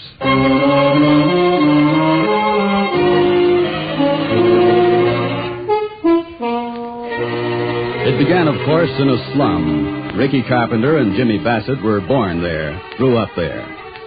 On the way between birth and manhood, Ricky learned many things. Jimmy just a few. By the time young manhood arrived, Rick was Jimmy's hero, his pal, his habit. To Rick, Jimmy was a habit, period. But neither of them thought about it that way. They thought of themselves as friends, inseparable, completely necessary to each other, no matter what the job was that had to be done. Then, for jobs needing 3 operators, Faithful Hill made it a trio. You sure you know this mark, Jimmy? Like a brother, Rick. Almost like I know you. He's doing you minute, ain't he? Yeah. Rick? Yeah? Can I use a gun tonight? Just once, can I? Not tonight. I won't miss him. Nobody can miss him. Not at this range. No, you finger him. That's your job. Faithful will drive. I'll use the piece, period. Okay. I only asked. You said 1 a.m. Okay, it's that now. How much longer? My legs got a cramp holding down a clutch. Not much longer. Here he is, Rick. Just turn the corner. Fancy pants, ain't he? Almost ashamed to put a hole in that zoot suit. What are you waiting for, Rick? Christmas. I want to give your friend a present. This ain't no time for jokes. Shut up, Jimmy. That ties it. Let's ride, Faithful. You said it.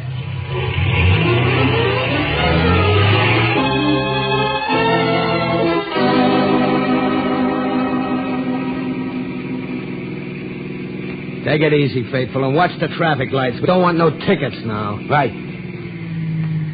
Well, it's sure nice shooting, Ricky. Pretty. Yeah, like we learned at PS9, Jimmy. Wait till you see the whites of their eyes. Or was that Bunker Hill? I don't remember. Was it? Yeah, it was. What now, Rick? You take the 4th Street trolley home. What are you going to do? Oh, my chauffeur is going to drive me to the 10th Street line, and I'll meet you at the room. Can I go with you, Rick? Now, look, kid, get smart. How many times have I got to tell you? When we do a job, we don't let nobody see us together. And if the flat fee check the landlady, she can say she heard us come in separate. Oh. Sorry, Rick. 4th Street coming up. You got car fare, Jimmy? Oh, yeah, sure. And enough for a couple of beers. Let me see. Here. Hey, that's my beer money. You keep the car fare, that's all. Gee whiz, Rick. Just a glass of beer. No, you know what beer does to your tongue. It grows a mile. Okay, Jimmy, on your way. Okay, Ricky. You're right, like always. See you at the room. Let's see you, Faithful. Right, see you. Go, Rick. Go. Think you take the right trolley? Only one on 4th Street. Lets him off a block from the room. You take everything. I gotta, or he'll get good and lost. What about Chicago? We're going. You and me.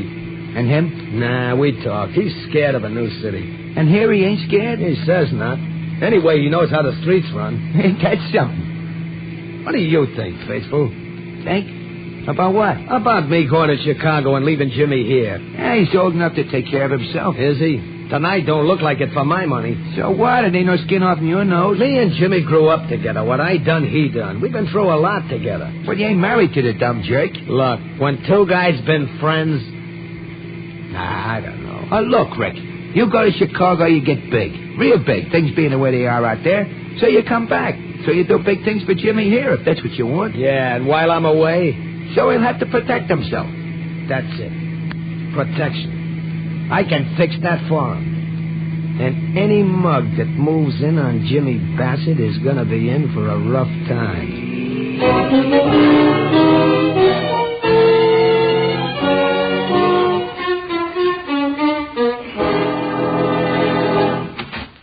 Rick Carpenter's here. Let him in. All right, Carpenter. In here. Real formal, ain't you, Masters? Could be. What's on your mind, Carpenter? Jimmy Bassett. Trouble? So long as I'm out of trouble, so is Jimmy. Till now. What's the matter, you two lovebirds scrapping? You want me to have Hank here do a job on him? Save the jokes. What I want is just the opposite. I'm pulling out, heading west. You and Horace Greeley. Can't say I'm sorry. I didn't think you would be. Dividing territory is okay, but someday one guy wants it all. That's trouble. I figure Chicago's ripe for picking. You can have this burg. Thanks. What about Bassett? He ain't going with me. Well, that's news. Yeah, I figured it would be. Also, it's getting known around. And there's characters around that would figure they'd be hitting me if they took care of Jimmy. Ain't that the truth? So what? So plenty. Jimmy ain't so good at thinking things out. But in easy territory, he can handle. Go on. I want you to give him territory, where the pickings are pretty good, but where he won't have no trouble, with the law or otherwise. What am I, a wet nurse? No, not exactly. But you're going to protect Jimmy on account of I'm letting you have my share of this town from here on. You got a deal? Did you think we didn't? No. But make a note, Masters. Anybody touches Jimmy Bassett pays off to me.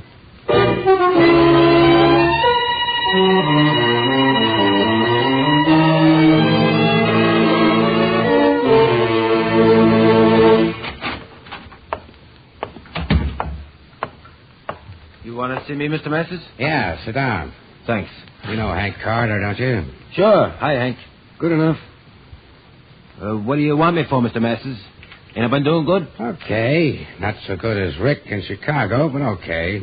Yeah. He's doing terrific, huh? You hear the latest, Jimmy? No, what? The two big shots out there. They got doing some shooting. Nothing happened to Rick? Nothing, except he's rolling the roost. He's cocking the walk out there. Oh. I always knew Rick would be big boss someday. Yeah. That's why we sent for you. I don't want to go out there. I like it here. Sure. And you've been doing fine here. So good, we want to give you new territory. Thanks, Mr. Masters. I sure appreciate that. We figure you're the man to handle the waterfront. You moving in on Pineapple Johnson's district? Either that or he moves on us. Fellow me figure you're the man to do it. You really think so? Of course we do. After all, everybody knows you're Rick's best friend. And him being so big now, nobody's nuts enough to get wise with you. I get it. You mean Rick ain't even here, but he's looking after me anyways, huh? Right the first time. You want the territory? I always wanted a job like this. Boy, oh boy. Will Rick be proud of me now?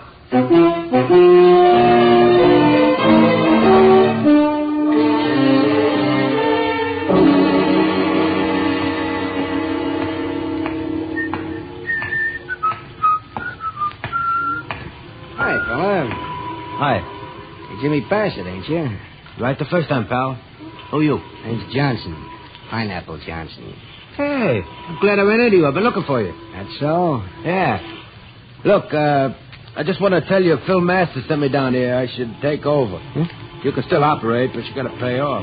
Look, you nuts or something? Me? No. Why? You know who you're talking to? You said you was Pineapple Johnson, didn't you? Look, are you smarter than you look or as dumb as you sound? Who's dumb? I told you, that's all. I didn't hear you with my own ears, I wouldn't believe it. Don't you know what happens to little boys like you? They talk to me like this. Nothing happens. Leastways, nothing happens to me. Oh, got a bulletproof vest or something? Don't like 'em. Uncomfortable. Anyways, I don't need one. I got a friend. I know. In Chicago. I got a friend, too. Right here. See? Yes, nice looking piece. 38? 45. Makes a nice hole. Nice big hole. I'd like to see it sometime. A time like the present, I always say. Ever see a hole like that, Jimmy boy? In anybody's belly? Ricky. Oh, Ricky. Oh, nuts. They even put dogs out of their misery. And that's that. Too bad, Jimmy boy. Your pal was too far away to help you that time.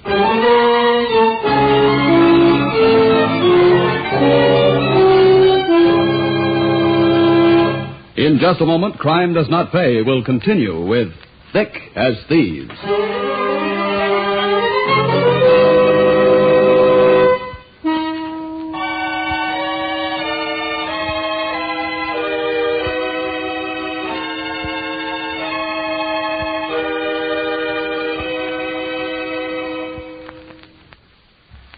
Now we continue with Crime Does Not Pay, starring Everett Sloane as Rick Carpenter in Thick as Thieves.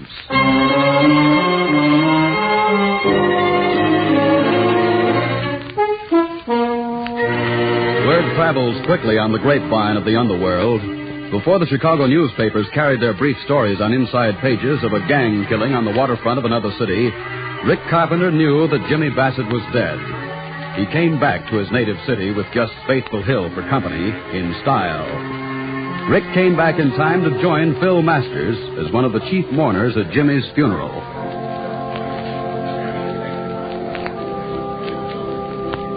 Some funeral, eh, Rick? Yeah. Nice flowers. Notice the casket? Solid bronze, silver handles. I noticed. 5 G's I laid out. So was Jimmy. Laid out. This our car? Yep. You and me and the driver. You and me and Faithful and the driver. You mind if Hank rides in the first car, too? Why not? Okay, Faithful. Right, boys. Hank, no. Not with the driver. On a jump seat like Faithful. You said it, Phil.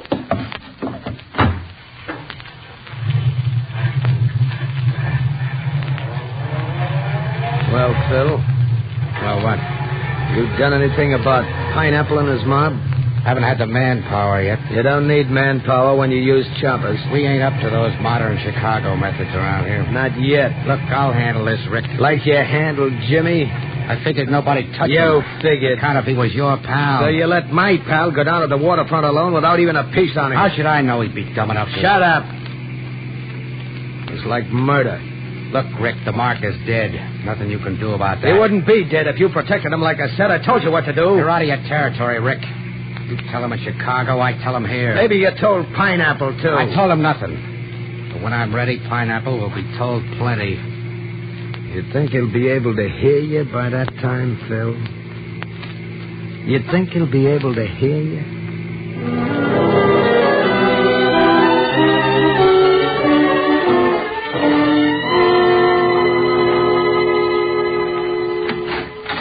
Say, Lieutenant.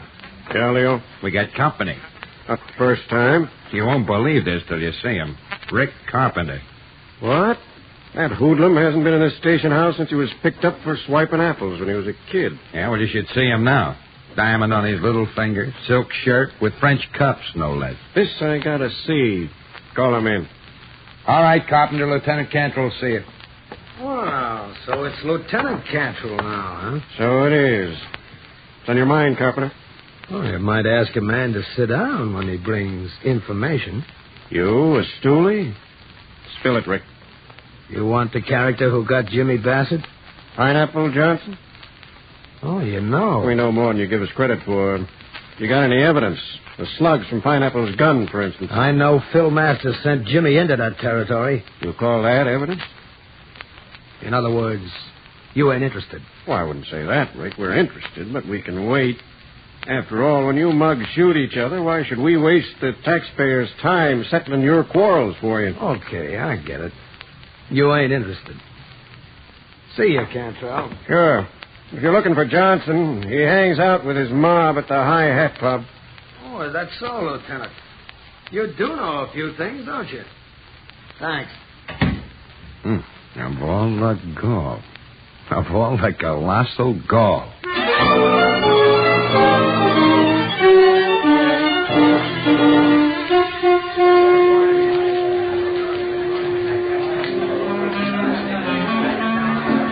Wish to check your hat, sir? No, thanks. I don't believe in buying back what I paid for once.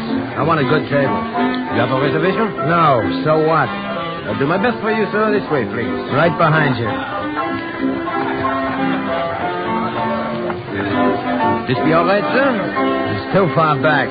There's a fin in it for you if you let me have that table next to the dance floor. Was that for 6 people? A fin, I said. Very well, this way. Here you are, sir. Fine. And for you? Thank you, sir. Oh, waiter. Over there. That party at 10 just across the floor. Is that Mr. Johnson's party? Yes, sir. That's his usual table. Thanks. Thanks very much.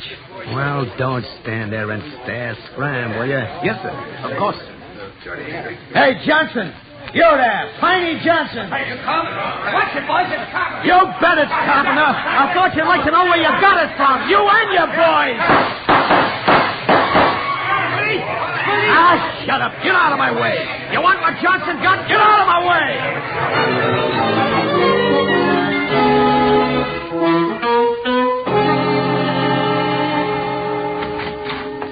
Morning, Phil. Seen the paper, huh? Yeah, wondered if you did. Lone gunman kills 5 in flare-up of gang war. Well, looks like we take over the waterfront with no trouble.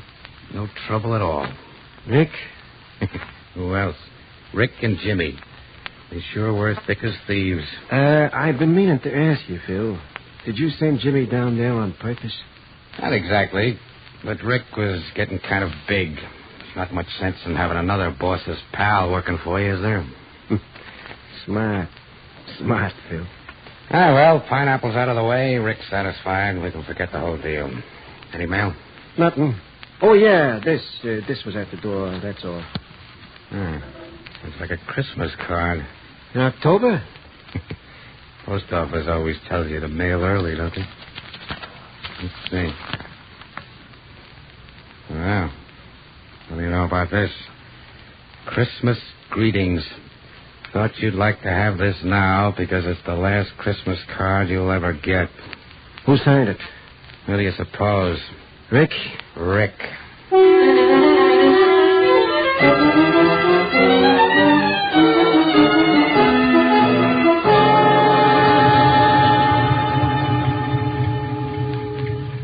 Remember the last job we did in this town, Faithful? The one Jimmy fingered first? Yeah, that's the one. The night I took his beer money away. Oh, the dope. The crazy dope. Yeah, I remember. You made him take the 4th Street car so he wouldn't get lost. I should have made him come to Chicago with us. Now, quit blaming yourself, boss. One way or another, he's bound to get it. His kind always do. I could have protected him. I shouldn't have trusted that bum Masters. Ah, cut it out. Boss, you can't bring Jimmy back. No, but I can sure give him company. See why you don't hire this job out. Not this one. Even with the chopper, broad daylight, it's dangerous. Not for me, it ain't. And I want to see them die. That's all. I want to see them die. Well, you ain't got long to wait. Looks like Master's car coming this way. There, up the street. Like he owned the town, right down the middle of the street. Suppose he got your car? Sure he did. Think the government don't do its job? Yeah, I suppose. When do I roll, boss? As soon as you let him have it? No, not till I tell you. I want to be sure I didn't miss. Hold everything now. What are you waiting for, Rick? You know me. Whites of their eyes, like I told Jimmy. Like a sitting duck. Just like a sitting duck. So this town never heard a chopper before. Well, it's a first time for everything. Hold that clutch, Faithful. Roll, Faithful!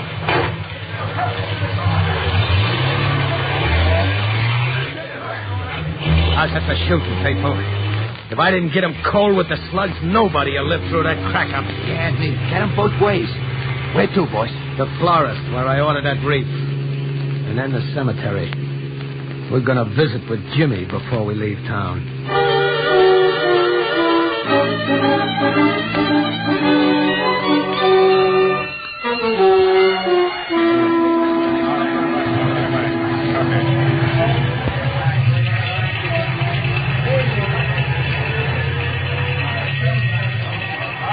That's a beautiful mess, Lieutenant. Oh, Leo. Yes, very beautiful. So were Phil Masters, Hank Carter, and their driver. Accident? Not quite, Leo. Phil's head was shot half off. Hank got it in the chest. Driver died in the crack-up. Any witnesses? The usual. But all the neighbors agreed it was a machine gun. First time around here. Well, nobody will miss them pigeons. Anything to work on or the usual? Christmas card in Master's pocket. Christmas card for the Here. I see. Carpenter. Thought you were detail detailing. I was. Came over here as soon as we got the flash on the radio. How come? I lost Carpenter. When? Where? Tailed him into a florist shop. He came out, got in a car. Hill was driving. We tried to follow. The cab cut in front. We lost him. Florist shop? What's he got he needs flowers for? A dame, I suppose. Was he carrying anything when he came out? A box, maybe? No, not a thing. Then he ordered something, probably something too big to carry, or something that had to be made up for him. Too big. Like a wreath, maybe? Wreath. That's it. Let's go, Leo. Where to? Out in the country a ways. Get on the radio. We're going to need reinforcements.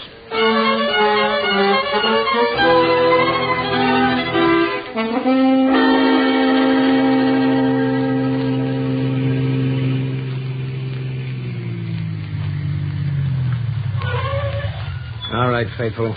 Wait here. Why don't we just drive in? Only funerals are allowed to drive in. Visitors walk. Can't I come too? I want to do this alone. Wreaths come heavy. I won't be long. Don't be, will you, Rick? These places give me the willies. Pardon me, sir. Yeah, what's on your mind? Do you know your way in here, sir? Yeah. May I ask what grave you're visiting? Any of your business? Well, it's customary to ask for permission at the office, sir. I don't need permission. It's the Bassett grave, if you gotta know. Oh, I see.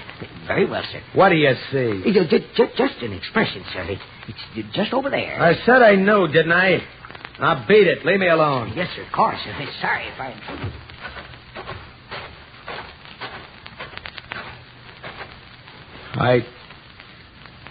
I brought some flowers, Jimmy, and... Well, I thought I ought to tell you before I go back to Chicago. They all got it, Jimmy. Every one of them. So you got company. I gave it to them myself, just to be sure. Johnson and his mob, Phil, Hank.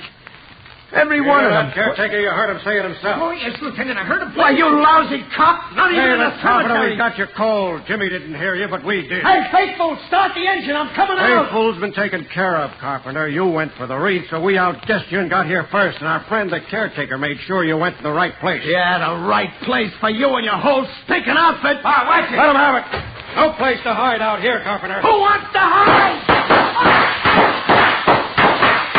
Are you okay, Lieutenant? Nice shooting. That ground is awful hard when you hit it as fast as we did. Is he dead? Nobody lives with that much lead in him. All right, Leo. We'll drop him at the morgue. Too bad, isn't it? We can't leave him right here.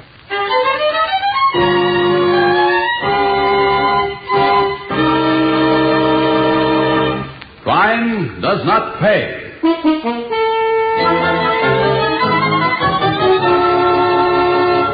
Everett Sloan, who was starred as Rick Carpenter in Thick as Thieves, will be back with you in just a moment.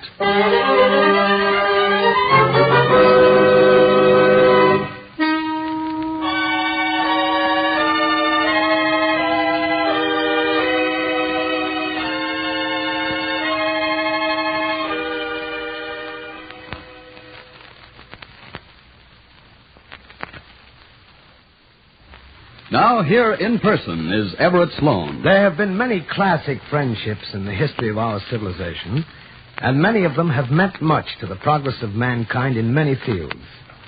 The friendship of Ricky Carpenter and Jimmy Bassett might have developed that way for good rather than evil if, when they were boys, they had been given proper direction, training, opportunity. But society failed in that respect, and while both young men lost their lives, society was the loser too, losing by two minds which might have done better things. It follows, then, that not only for the criminal in cases like this, but also for the rest of us, crime does not pay. Thank you, Everett Sloan. Crime Does Not Pay is written by Ira Marion and directed by Marks B. Loeb, with music composed and conducted by John Gart. Technical advisor is Burton B. Turkis. The events, characters, and names used in the story you've just heard are fictitious. Any similarity is purely coincidental.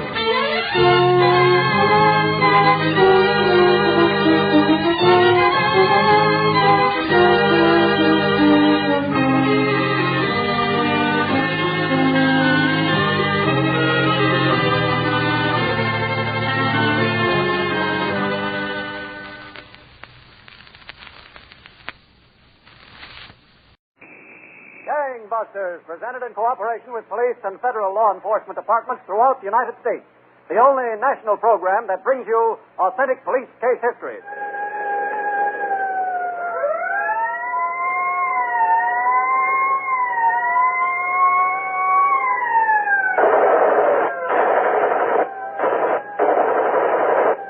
Tonight, Gangbusters presents the case of the New Jersey trio, whose nocturnal audacity netted them a fortune, until one misstep before dark shed light on a dozen 50-cent pieces.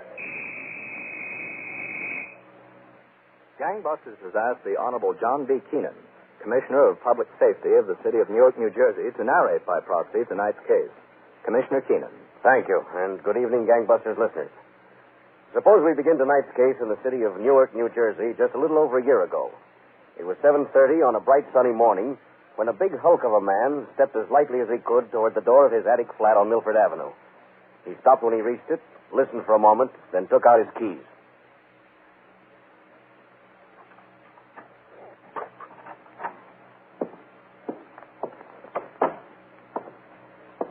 Mary Jo. Mary Jo. Get out of here. Hey, now, sweetheart, baby. I told you to get out of here. The next one's going to hit you. Baby, doll, now don't get your feathers up. Leaving me sitting in a bar all night alone, practically, waiting for you to show up. I ought to scratch your eyes out. I was working, baby. I don't care what you were doing. You were supposed to meet me. I was never so embarrassed in all my life. Baby, doll, it was a last-minute deal. We were sitting around, and Yak says, come on, fellas, I got just the thing for tonight. Yak says this, Yak says that. Yakety, yakety, yakety. Honest, Mary Jo, that's just the way it was. I couldn't get near a phone. They got phones and airplanes nowadays, and you got nerve enough to tell me on dry land you can't get near a phone. Baby, doll, look, how much dough did I have last night? $50, $100? Tops, $100. Well, look at this. Does this look like $100? Blue, honey. Blue, that's a fortune. You see, didn't I tell you I was working? Where would I get all this scratch if I wasn't working? Okay, I believe you. Come on, give. Oh, Mary Jo. Give, Blue. Baby doll, a man's got to have money in his pocket. Give.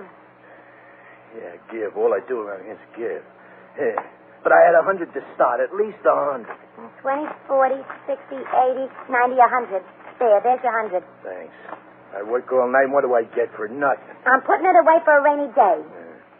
You sure Yak gave you all that was coming to you? What's the matter? Ain't that enough for you? I don't trust that Yak, you know. And you're just stupid enough he could give you a short count. Listen, Tony and me were right there when it was counted out. And who's stupid? You are. You got a strong back, but a gimpy head. I'll bet you were looking out the window when Tony took the money out of the safe. I was not. There wasn't no windows. The place was air-conditioned. Yak and Tony are a couple of slick operators, Blue. You gotta watch them. Now, listen, nobody can put anything over on me.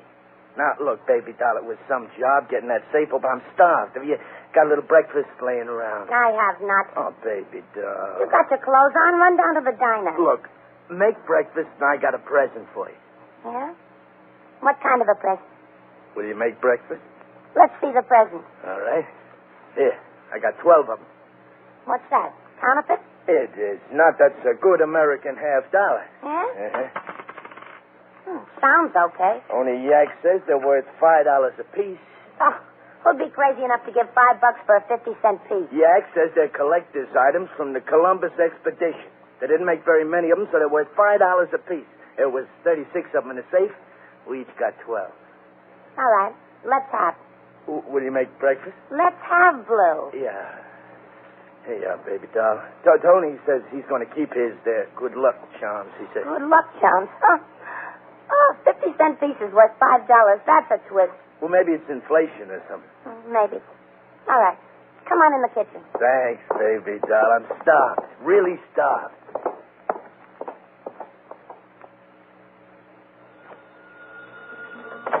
Lieutenant Flynn, Bandit Squad. Hello, Lieutenant. Sergeant O'Byrne. What did it look like, Tom? Like a safe job ought to look.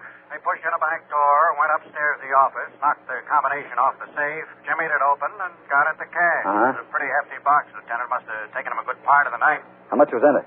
Well, I haven't figured it up exactly yet. Somewhere around $1,400, $1,500. All they took was the cash, huh? Yep, all cash, Lieutenant. But there's one item of cash that might help us. Oh, yeah? What's that? Well, the office manager collects coins. He brought 36, Columbian Exposition commemorative $50 to the office the other day. Somebody wanted to buy them, so he stuck them in the safe. Well, they're missing with the rest of the cash. Now, those $50 a pretty rare item? Rare enough, he says, especially 36 of them in one lot.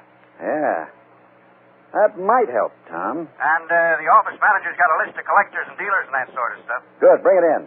We'll get in touch with all those dealers and ask them to be on the lookout for a flock of those $50.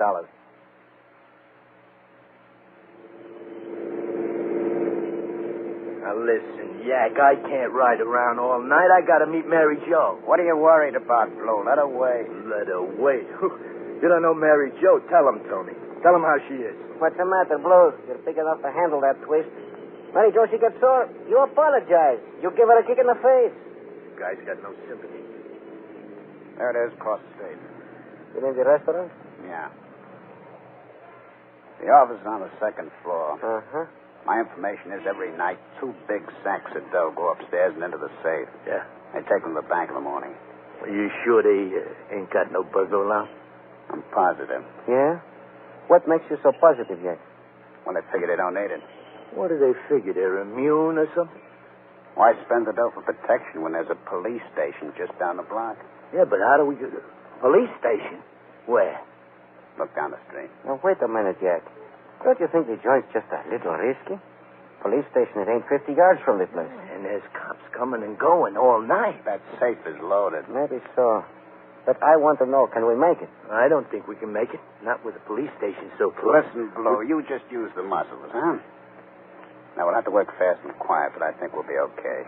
For when? What's the matter with tonight? After the place closes? Why not?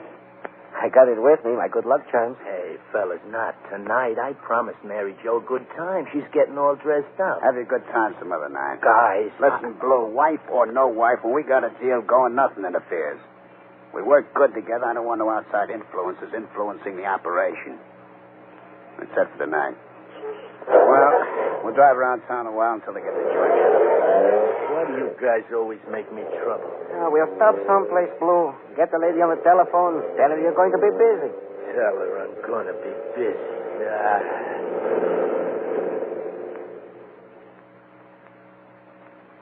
Sure, Blue. Why should those two care? Have Jack and Tony got wives waiting someplace for them? Now, baby doll, Leaving me sitting and waiting again. Ooh, just wait like... Listen, Mary Jo. What's it have to be tonight for? There's 7 nights in a week. Why tonight? Baby doll, Yak wants to do it tonight.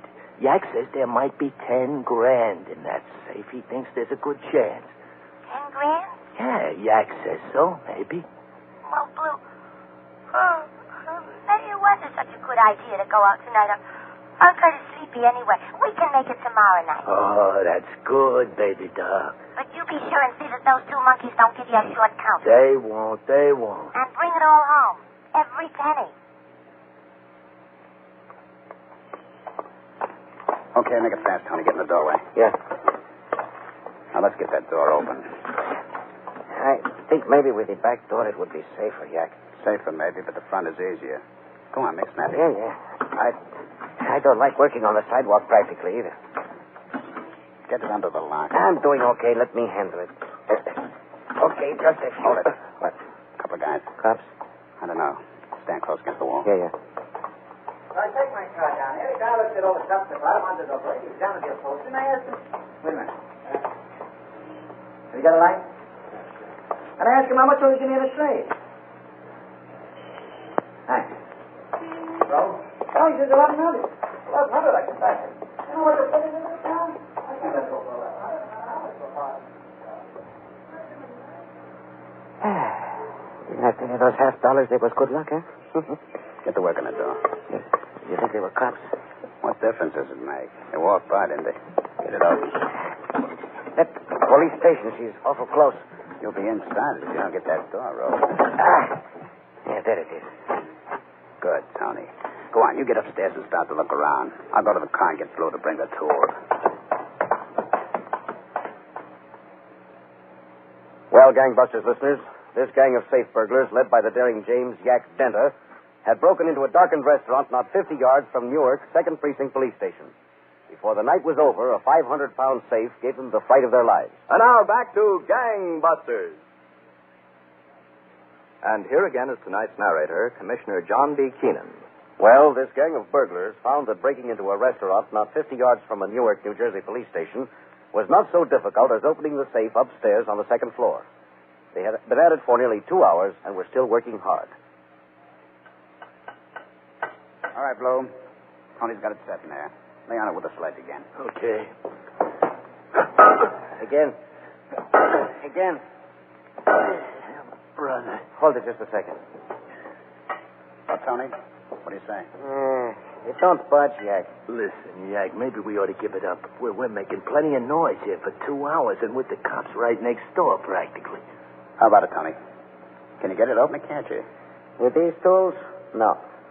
I think we better get out of here. That's a good idea, Yak. We'll get out, but we'll take the safe with us. Take it with us? Sure, why not? Oh, no, not me. What's the matter? This thing should only weigh about 500 pounds. We carry out bigger boxes than this. Yeah, but not down a flight of stairs like that. And not with the police department for neighbors. I'm not passing up this kind of dough. We'll take the safe out with us. Tony, go turn the car around. Pull it up in front of the door downstairs. Okay, Yak, right away. Well, thank goodness this thing's on rollers anyway. That makes it a little easier. Come on, Blue, let's push it. Yeah.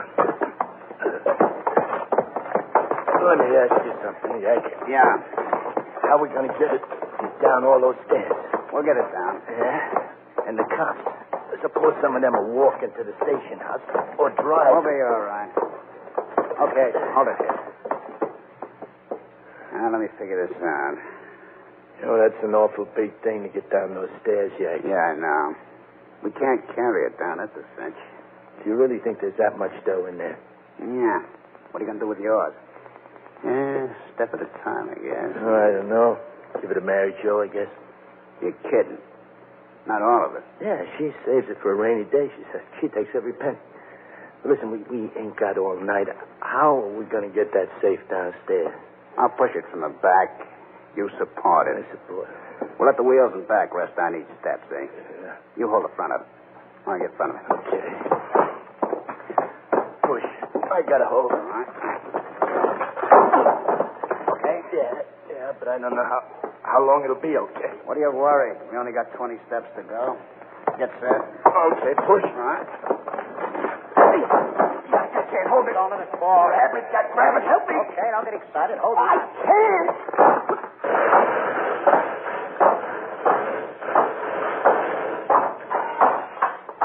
Holy jump. All right, out the front door. Come on, fast. Yeah, let's get out of here. Let's get that thing downstairs. Cops will be here fast. It's sitting right out in the middle of the sidewalk. Step right through the door, but watch your fire. Yeah, I'm watching. Come on, Bill, hurry. Get in the car. Let's get out of here. The safe goes with us. Yeah. No problem. Land on the wheels. Push it. Go on. Let's go. Let's go. Over the back, Tony. Yeah. All right. Three of us together. Let's run. Up. Come on. No good. Tony, get the car and pull one with us. Yeah, sure. Okay, come on. All right. Play on it. Come on. Come on, guys. Come on. Push him. That's it. A little more. Okay. Let's go. Here comes a couple of cops, I think. Walking. Come on, get in. Oh, three of those cops. They're walking up on us, Jack. Oh, brother. What's the matter? Get out. Come on, Yak. Come and get it started. Yak, come on. Oh, wow.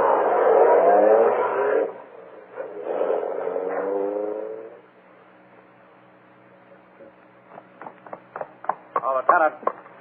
Yes, Tom? The bookkeeper upstairs just finished a preliminary count on what was in the safe. How much? A little over 6,000. What a haul. Yep, not bad for a night's work. Any sign of fingerprints up there? No, not a thing. Nothing except the tools. They won't help us much. The safe must have come down those stairs with some force. That's how it knocked the door frame clean out. Yeah, must have sounded like an earthquake. That's going to give us a little trouble, Tom. I know the papers. They're going to play up how close this thing was to the precinct house.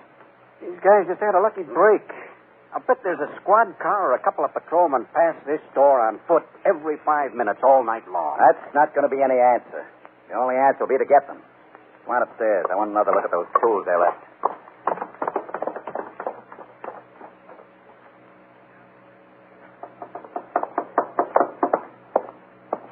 Who is it? Blue? No, it's Jack. Open up. All right. Hello. Where's Blue, Mary Jo? Out someplace. That's too bad, isn't it? Not so bad. No? Sit down, Yak, and wait. Why not? Do you want something to drink? Yeah, it's not a bad idea. What? You got a glass of milk? Milk. Yeah. Oh, now you're kidding. I got rye, gin, beer. I like milk. Okay. You like milk? Wait a minute, I'll go to the kitchen with you. What time did Blue say he'd be back? He didn't say. Oh, here, let me. Oh, much obliged. It's all right. You know, I could wait 4 years for Blue to open the door for me. Well, how do you like that? We have got milk. You sure now? Positive. 4 years I could wait. Blue's not very bright, is he? Well, no. But he's generous. Yeah, so he tells me. Yeah, it's good and cold. Blue is a very nice type of man to have around. Everything I want, I get. I know. He told me he gave you the whole 2,000 from the restaurant deal. I'm saving it for a rainy day. Most everything he earns, I'm saving for a rainy day. His rainy day, yours. I don't understand. I mean, are you waiting to get all you can from Blue and then fly someplace? That's an insult. What do I care what's between you and him? All right. Yeah. I'm waiting to get all I can. Don't you think I earned it? Maybe you did, Mary Jo. I'll say I did. Now, what's the real reason you're here? To see Blue? Is that so? Blue told me you sent him downtown for something. Is that so? You bet that's so. You know, you're a pretty cute kid. Do you really think so? I said so, didn't I? You want some more milk? No. No, thanks. I know my limit. Oh, before I forget it, when Blue gets back, tell him we got a little deal on tonight. Tell him to meet Tony and me at the usual place. Call from the booth there, Mary Jo. Thanks. Oh, I could kill him. Murder him. But murder him. What is it, Blue? Listen, Mary Jo. Don't you know this is Saturday night and I'm in a tavern trying to have a good time because you don't have the decency to take your own wife out like a gentleman? But, Mary Jo... So what's the idea of disturbing me? Now, listen, baby doll. We were out on the job. Tony stuck his hand through a window in the alley trying to get in the supermarket. He cut himself pretty bad. So, what do you want me to do about it? Take him to a doctor. Well, Yak says he can't go to a doctor. Yak wants you to fix Tony up. Oh. Oh, he does, huh? Yeah, baby doll. Will you, please? All right. Bring him to the flat. I'll meet you there. Oh, Mary Jo, that's great. I'll never forget it. Okay, bring him to the flat before he dies.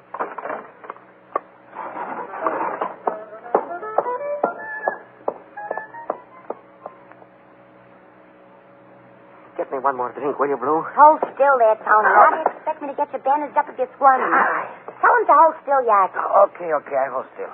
Don't look as bad as I thought, Tony. Don't look good to me. What do you know? I wouldn't have cut myself this way except my good luck charms. I lose them someplace. Those $5 half dollars, huh? Well, there you are. As good as new. Now could I have one more drink? Yeah, if... I'll get it. I could use one myself. Anybody else? I'll go with you. Have a glass of milk. Sure, Yak. We're loaded with milk. Help yourself. Thanks. Say, Mary Jo. Yeah? You think you can get away from Blue for a while tomorrow afternoon? I don't know. Why? Oh, no reason. I just thought you'd like to do a little Sunday driving with me. Why, Yak, I'd love it. Okay. Pick you up about 2 o'clock. Lieutenant Flynn. Hello, Lieutenant. Sergeant Tom O'Byrne. Yeah, Tom? Listen, maybe we got a break. The 3rd Precinct Desk Sergeant just called me. A kid walked into the station house with 12 of those Columbia Exposition $50. Where'd he get them? Well, he was on his way to Sunday school and found them in an alley behind a supermarket out there. They were all in a little chamois bag. Behind the supermarket? That's what the kid said. Was the supermarket broken into last night? Oh, we got no report of it, Lieutenant. They're not open today. Well, meet me down at the garage. We'll run out there and take a look around. Right now. Okay, Mary Jo. We can get rolling again. Well, this has certainly been a fine Sunday afternoon ride. I thought you were going to take me out in the country for dinner or someplace. I like to ride around in town, Mary Jo. And what was the idea of stopping here and getting out for a walk around the grocery store and leaving me sit in the car? I had to look at something in back of a supermarket. What kind of a good time do you call that? And all the trouble I went through to get away from Blue. I'll tell you what, Mary Jo. I'll take it back to him right now. Oh, now you're going to do me a favor. No. I'm going to do Blue a favor.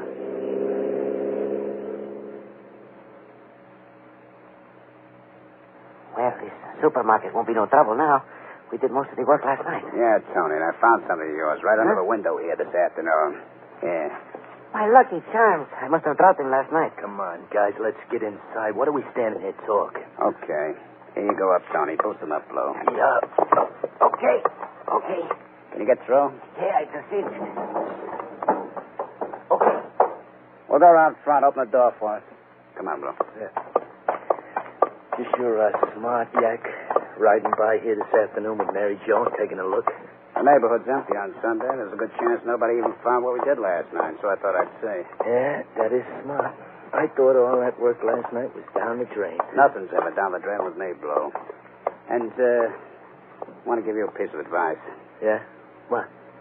I've been learning a few things about Mary Jo. Yeah? Ain't she a sweet kid? Like I said, we're a good combination. I don't want anything to happen to her. Oh, nothing will. Get all your dough back from Mary Jo, then throw her out. Throw her out? But, Yak, she's fixing to leave you, so you might as well beat it to the draw. Tony, come on. Listen, Yak, what are you talking about? Just do what I tell you. Yeah, but Go on, get in. Welcome, gentlemen. All right, get him up, both of you. No, not me, you don't. He's got a gun. Okay, here it is. Here's the gun. Don't shoot. The next one will be right at you. Now, all of you, keep them up. Okay, I'm through, believe me. You're through, all right. Now, go on. Get over against that wall with your partner, both of you. Go on. Move. Against the wall. Go on. Well, Gangbusters listeners, Newark detectives, after discovering evidence of an attempted burglary, reasoned the safecrackers might return to finish the job. So they planted the Colombian $50 where they were left and waited for the burglars to show up again. James Yak Denta received a maximum sentence of 28 years, and Tony Palumbo 21 years in New Jersey State Prison. Their accomplices received lesser terms. Thank you, Commissioner John B. Keenan, for this most interesting case history. And Gangbusters, congratulations to all the officers of the Newark Police Department who participated in the investigation leading to the arrests and convictions.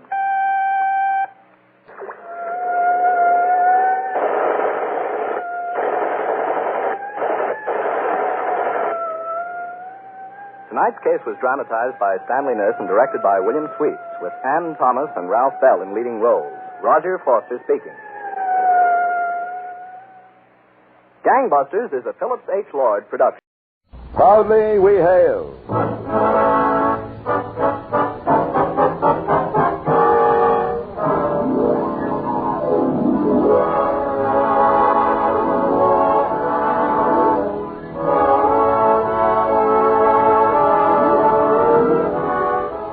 From New York City, where the American stage begins, here is another program with a cast of outstanding players.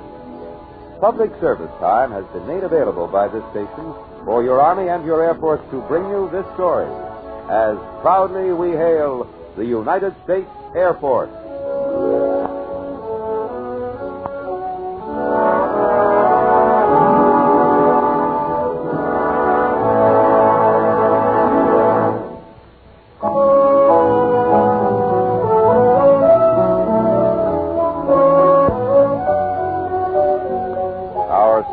Entitled The Little Bridge That Wasn't There, an intriguing tale of deception and perception in Korea. Our first act curtain will rise in a moment, but first...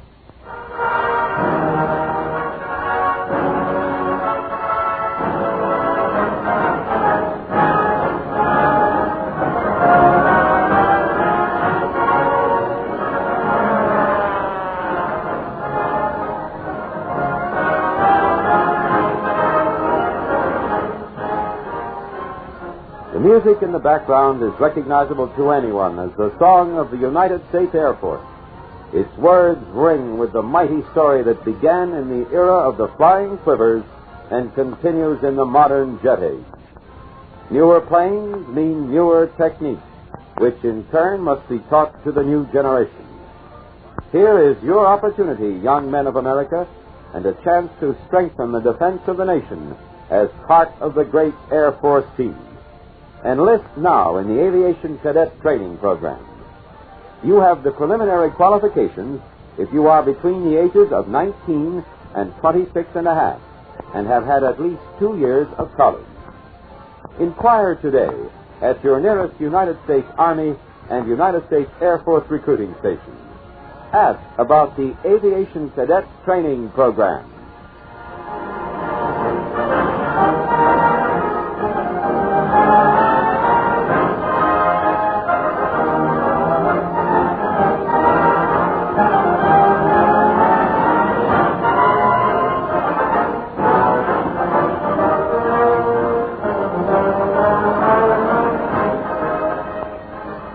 And now your Army and your Air Force present the proudly we hail production, The Little Bridge That Wasn't There.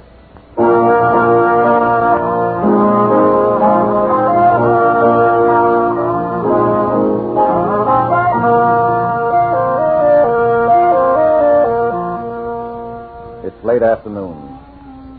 We've been back an hour from a routine mission over enemy territory. We're sitting with a bunch of other pilots having a cool drink, swatting flies and listening to the breeze being wafted your way by Jim Prescott.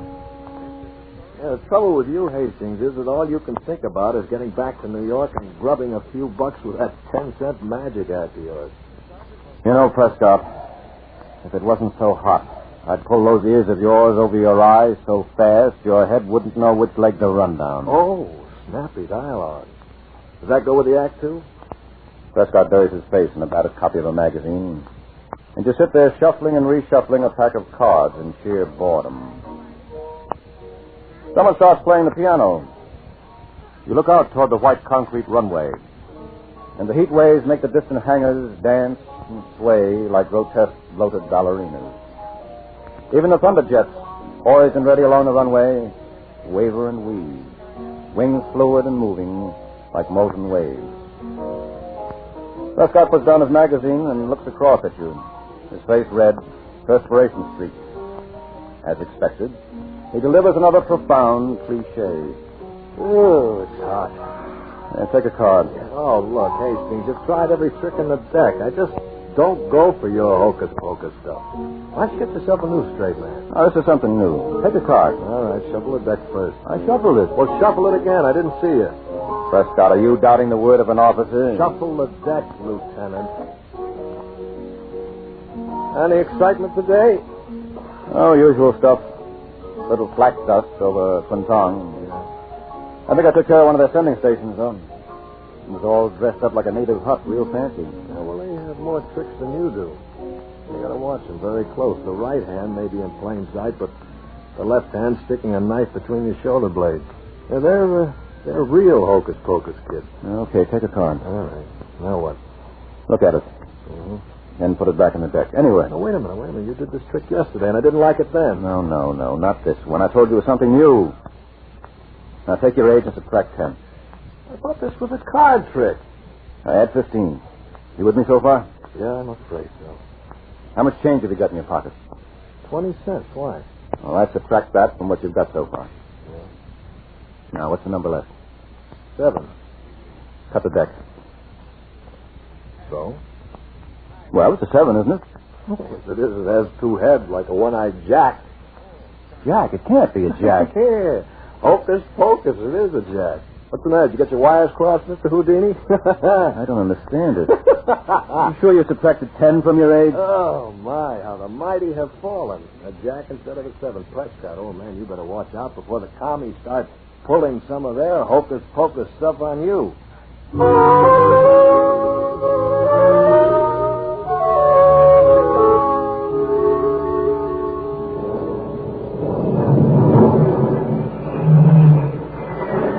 Prescott the Houdini. Prescott the Houdini. Haven't seen a thing in an hour. Let's call it a day and head home. Need for something cool and a 7-foot glass. Over. Order 2. Let's bring up that river on the left for final check. Colonel Allen says they're getting tanks across the river somewhere in this area. I just want to make sure they haven't waved a magic wand and got themselves a bridge of some sort. Over. Alakazam, boy. Over and out.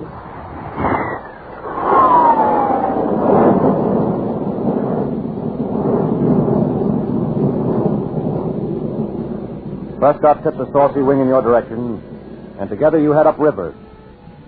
You wonder what went wrong with that trick yesterday. But you'll try it on him again today. Maybe he just counted wrong. It worked with the sergeant in supply and the corporal who drives the jeep. It's got to work with Prescott. Yeah, as soon as you get back, get cleaned up. Hey, wait a minute. That thin, dark line across the river. There shouldn't be anything like that in this area. You push the jet's nose down and dive for a closer look-see. The ground comes rushing towards you like a fast freight. The thin, dark line broadens, thickens, lengthens into a makeshift bridge the commies have thrown up almost overnight. A bridge to transport tanks into the battle areas. And there's got to be a stop to this here and now. You keep your nose headed right for the bridge. You see little figures running for cover. Black fuzzy balloons start appearing in front of you. On both sides of you, but their aim is bad and your fingers on the bomb release. Then, you're right on target and bombs away, you say, and pull up the seat. You cock an ear and you hear.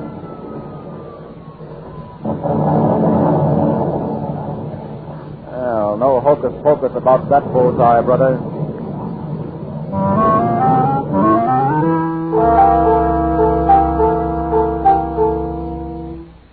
Colonel Evans' G2 is wrong. They must be wrong. I wiped that bridge off the face of the earth yesterday. My bombs demolished it completely. Show me again on the map where you saw the bridge. This is Kung Po. That's where we got that sending station 2 days ago. Now, this is the river that borders the town. Runs through these foothills and then winds down near Corsi. Now, the bridge was approximately there. But it's not there anymore. 2 men from G2 saw enemy tanks on this side of the river just after dawn this morning. Then they swam across the river. There's no bridge. Suppose you go back and take another look this morning, Lieutenant Hastings. Yes, sir.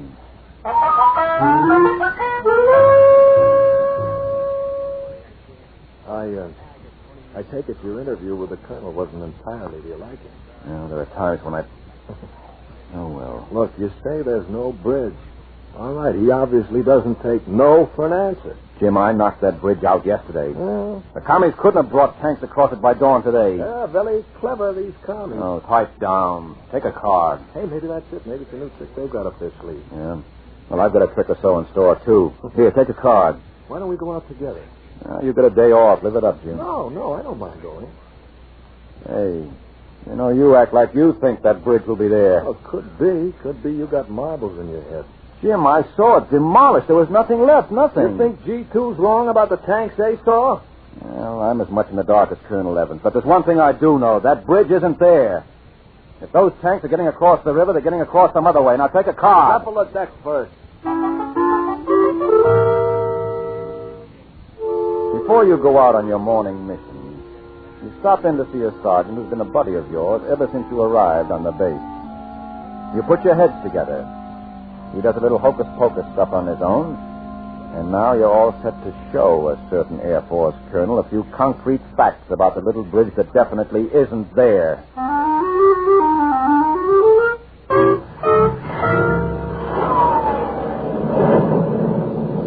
The rain of the night before has washed the sky a brilliant blue. A few scattered clouds lift their white skirts and step aside as your thunderjet lances upwards into clear, crystalline space. Yes, even the weather's in your favor. You level off at 10,000 feet, point your nose towards the northwest, and let her ride.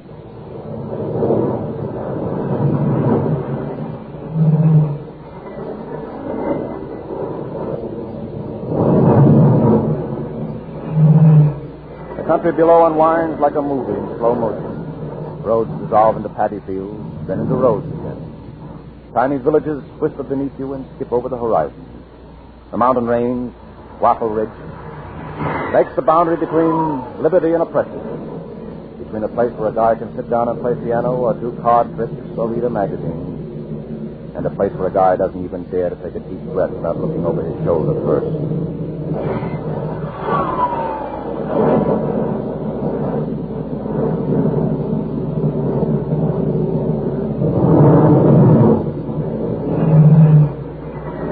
A MiG swings into view, takes a look at you, and makes tracks southward. Probably doesn't want to take on a couple of thunderjets without a few pals to back him up. And you don't blame him. Now you're almost to the river. You check your map to make sure the exact location and drop down 1,000 feet or so. You check equipment. This time there's going to be no mistake. This time there'll be proof positive, like they say in the ad. This time, if the colonel won't believe what he hears, he's going to believe what... Suddenly strain forward in the cockpit. Wipe a hand across your eyes and stare down towards that river. And for a moment you think maybe you've gone slightly off your rocker.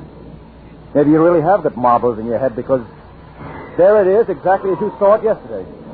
There, below you, stretching confidently from shore to shore, spanning a swirling, muddy river in exactly the same spot as yesterday, is the exact same bridge.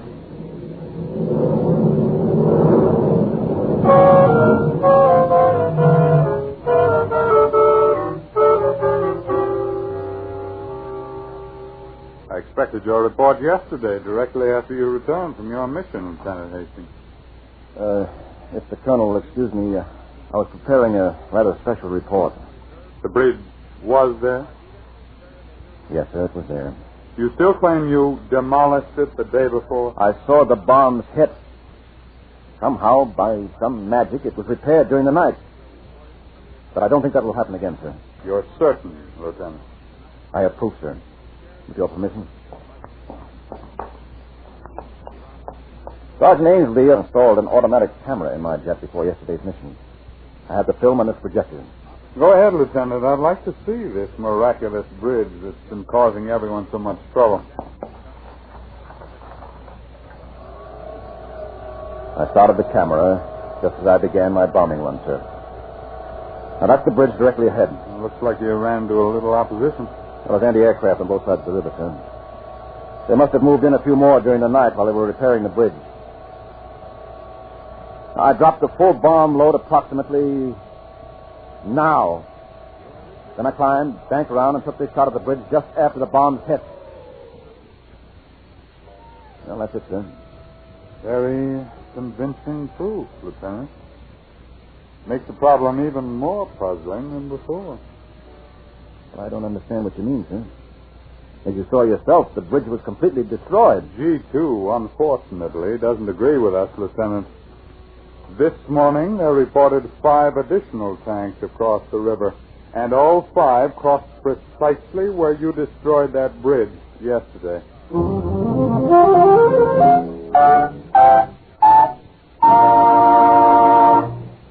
You are listening to Proudly We Hail.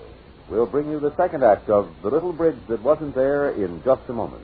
Now, here's an important message.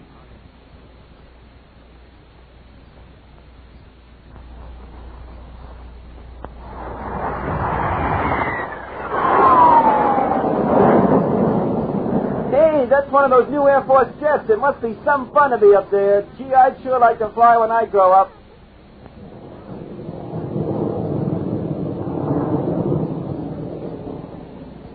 Young men of America, yesterday you said it. Today you can make it come true. Today, the United States Air Force is offering you the opportunity to apply for the Aviation Cadet Training Program and become an important part of America's jet age. You'll be given the finest training possible and graduate as a fully qualified pilot, navigator, or radar observer.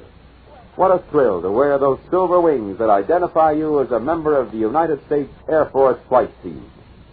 You'll feel a real surge of pride when you're assigned to your plane.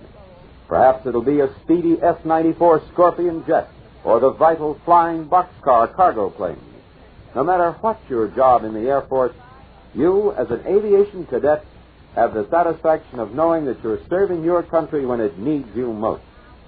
If you're a young man between the ages of 19 and 26 and a half, have successfully completed 2 or more years of college, and are otherwise qualified, you should visit your nearest United States Army and United States Air Force recruiting station today. Ask about the Aviation Cadet Training Program. And now your Army and your Air Force bring you the second act of the proudly we hail production, The Little Bridge That Wasn't There.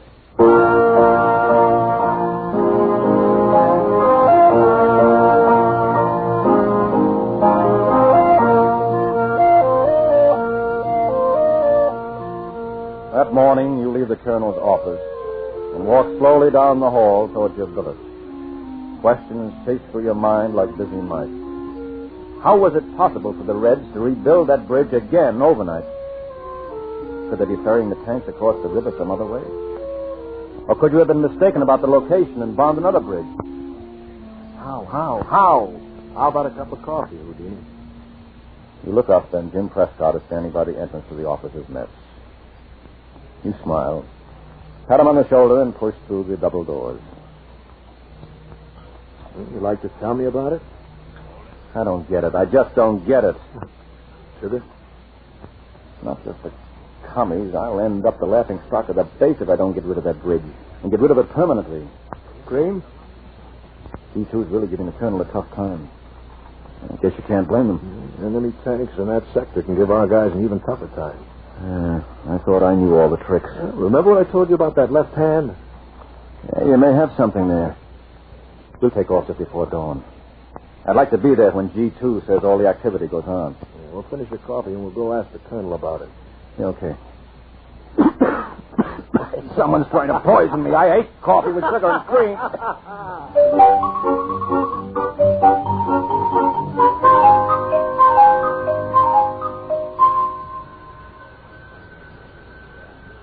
Prescott to Hastings.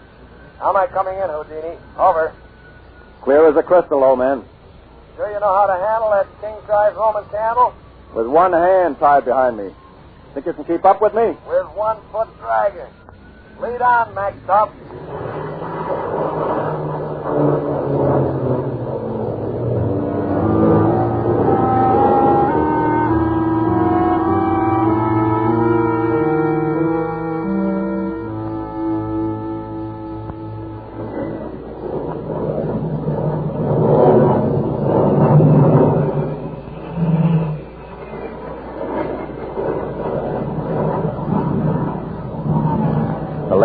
Swallows your ship as the lights of the base sink into the blackness below.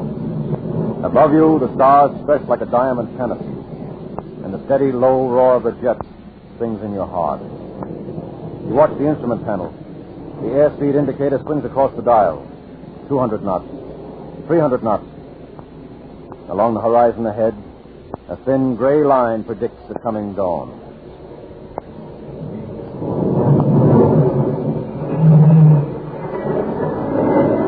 Prescott to Hastings. Let me know when we're near the target, Houdini, and I'll drop behind a little more. You go in for your run as usual. Over. I'll give them just a couple of eggs this time in case some of those tanks are in the vicinity. Watch out for ack-ack on both sides of the bridge. I'm safe. I'm wearing my long johns. Well, let's start down. It won't be long now.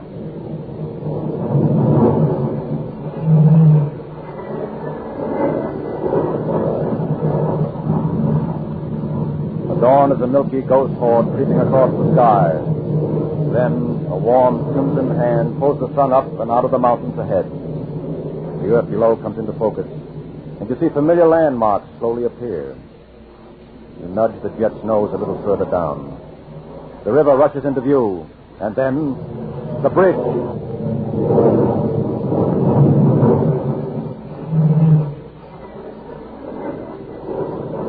Hastings to Prescott. Hastings to Prescott.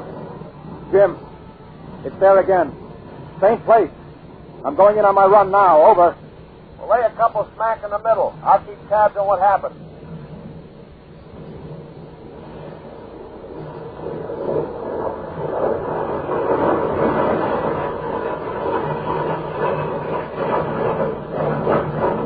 You drop down lower and streak for the river toward the target. You can see anti-aircraft guns barking out from either side of the bridge. The commies know what's coming, and they're giving you everything they've got. But you're over the target now, and... Bombs away, Jim!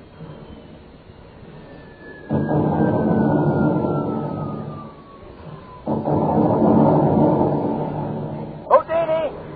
I saw the whole thing. Bridge went up like matchsticks, and that's just what it is, matchsticks. It's a decoy. They must nail it together every night. They want us to concentrate on blasting it over and over again while they sneak those tanks across someplace else. But where, Jim? How? There's no other bridge on the river. I don't know, but keep going and I'll have that answer for you in just a minute. Maybe they'll think you're headed for home and it's business as usual. I don't think they've spotted me yet. Well, they must know the jig is up by now. 3 strikes and you're out in any language. Not with those monkeys, Finch. Hey, Houdini, the tanks are coming out of the woods about 100 yards from where the bridge was. And they're headed right for the river. I'm coming back to join you, Jim. And they're at the edge of the water now. First one started across on top of the water. Yes, started across on top of the water. Hey, Houdini, they got an underwater bridge. Sunk about 4 or 5 feet under the water. That's how they've been doing it. Let's go get them, boy. Yeah, I'll go in on the first run. Drop right behind me, and this will be one operation they'll wish they'd never started. Hey, Jim, watch out. 2 minutes, 9 o'clock. Remember what I told you about that left hand. You gotta watch him close. Oh, Jim! Jim!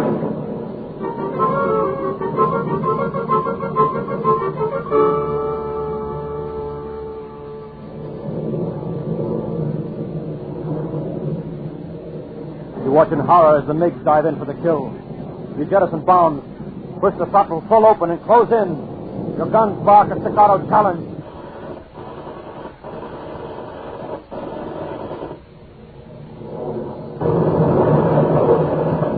You hear a dull explosion, and one of the MiGs disappears in a puff of smoke and flame. Now you look for Jim's plane, but there is only you and the enemy. You bank left. You rocket toward the sun and bank again. The MiG swings into your sights and your gun speaks.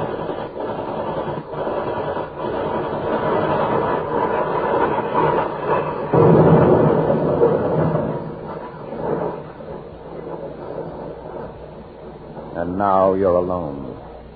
Now the sky is empty. But Jim is down there. And so is the enemy. The tanks lumber across the bridge. The tanks wallow in the water towards the far shore. And you come in low, almost on top of them. You fire a few futile bursts. And then you head for home and help. This is the last time that bridge will be used.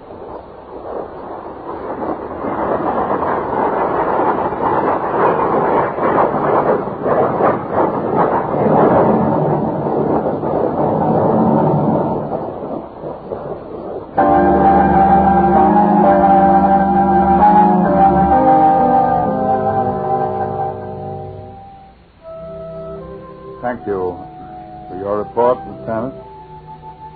I wish there was something I could say. I know that you and Lieutenant Prescott were very close friends. Why don't you take a few days' leave? No, I'd rather not, sir. Please let me know if there's anything I can do.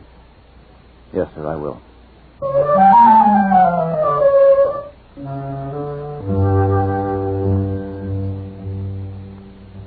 You sit at the table where you've sat so many times before. You sit at the table and stare out across the runway. And your hands shuffle the cards automatically, mechanically. They shuffle the cards over and over again. And someone begins playing the piano. And you want to turn around and tell them to shut up, but you can't because there's a deep pain in your throat. And your eyes blink hard, but the tears are there. And there's a voice you know so well. Shuffle the deck, Lieutenant. And you listen. You gotta watch the left hand, Houdini. And you listen. The left hand, Houdini. Lieutenant Hastings? The left hand. Lieutenant. Huh? Oh, yes, sir. I just received a message, Hastings. They found Prescott's plane. He's going to be all right. You mean He crash-landed about a mile from the river on our side. Air Rescue is bringing him in now. You'll be able to see him in the morning. Wouldn't you know he'd pull a smart trick like that? I understand you're the magician around here, Lieutenant. How about showing me what you can do? Well, I don't know. Why not, Colonel?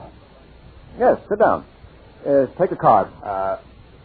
Shuffle the deck first, Lieutenant.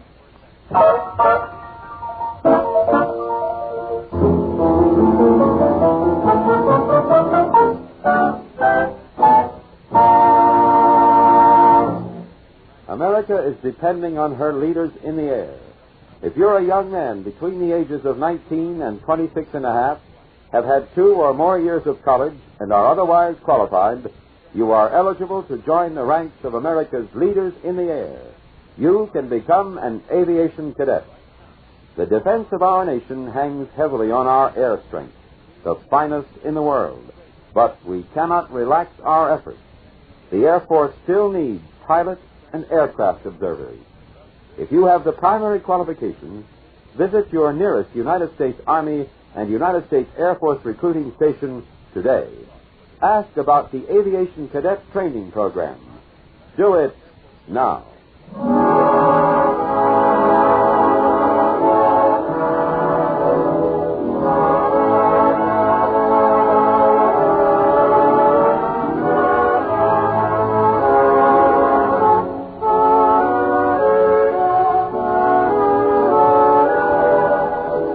This has been another program on Proudly We Hail, presented transcribed in cooperation with this station. Proudly We Hail is produced by the Recruiting Publicity Bureau for the United States Army and United States Air Force Recruiting Service. This is Kenneth Banghart speaking and inviting you to tune in this same station next week for another interesting story on Proudly We Hail.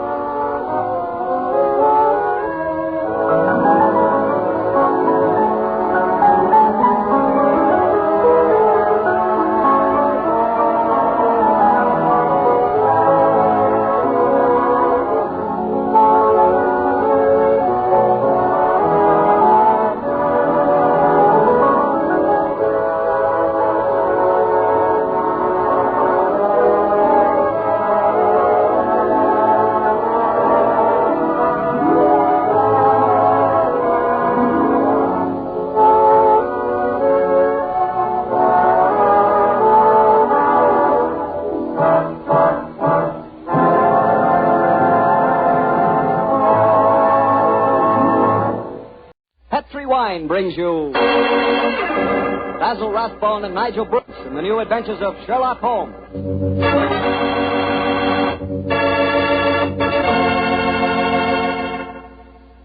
The Petrie family, the family that took time to bring you good wine, invites you to listen to Dr. Watson tell us another exciting adventure he shared with his old friend, that master detective, Sherlock Holmes. And right now, I'd like to just briefly mention an idea you ought to try tomorrow night, just before you sit down to dinner. Just pour yourself a glass of that good Petrie California sherry. Petrie sherry is the perfect before-dinner wine.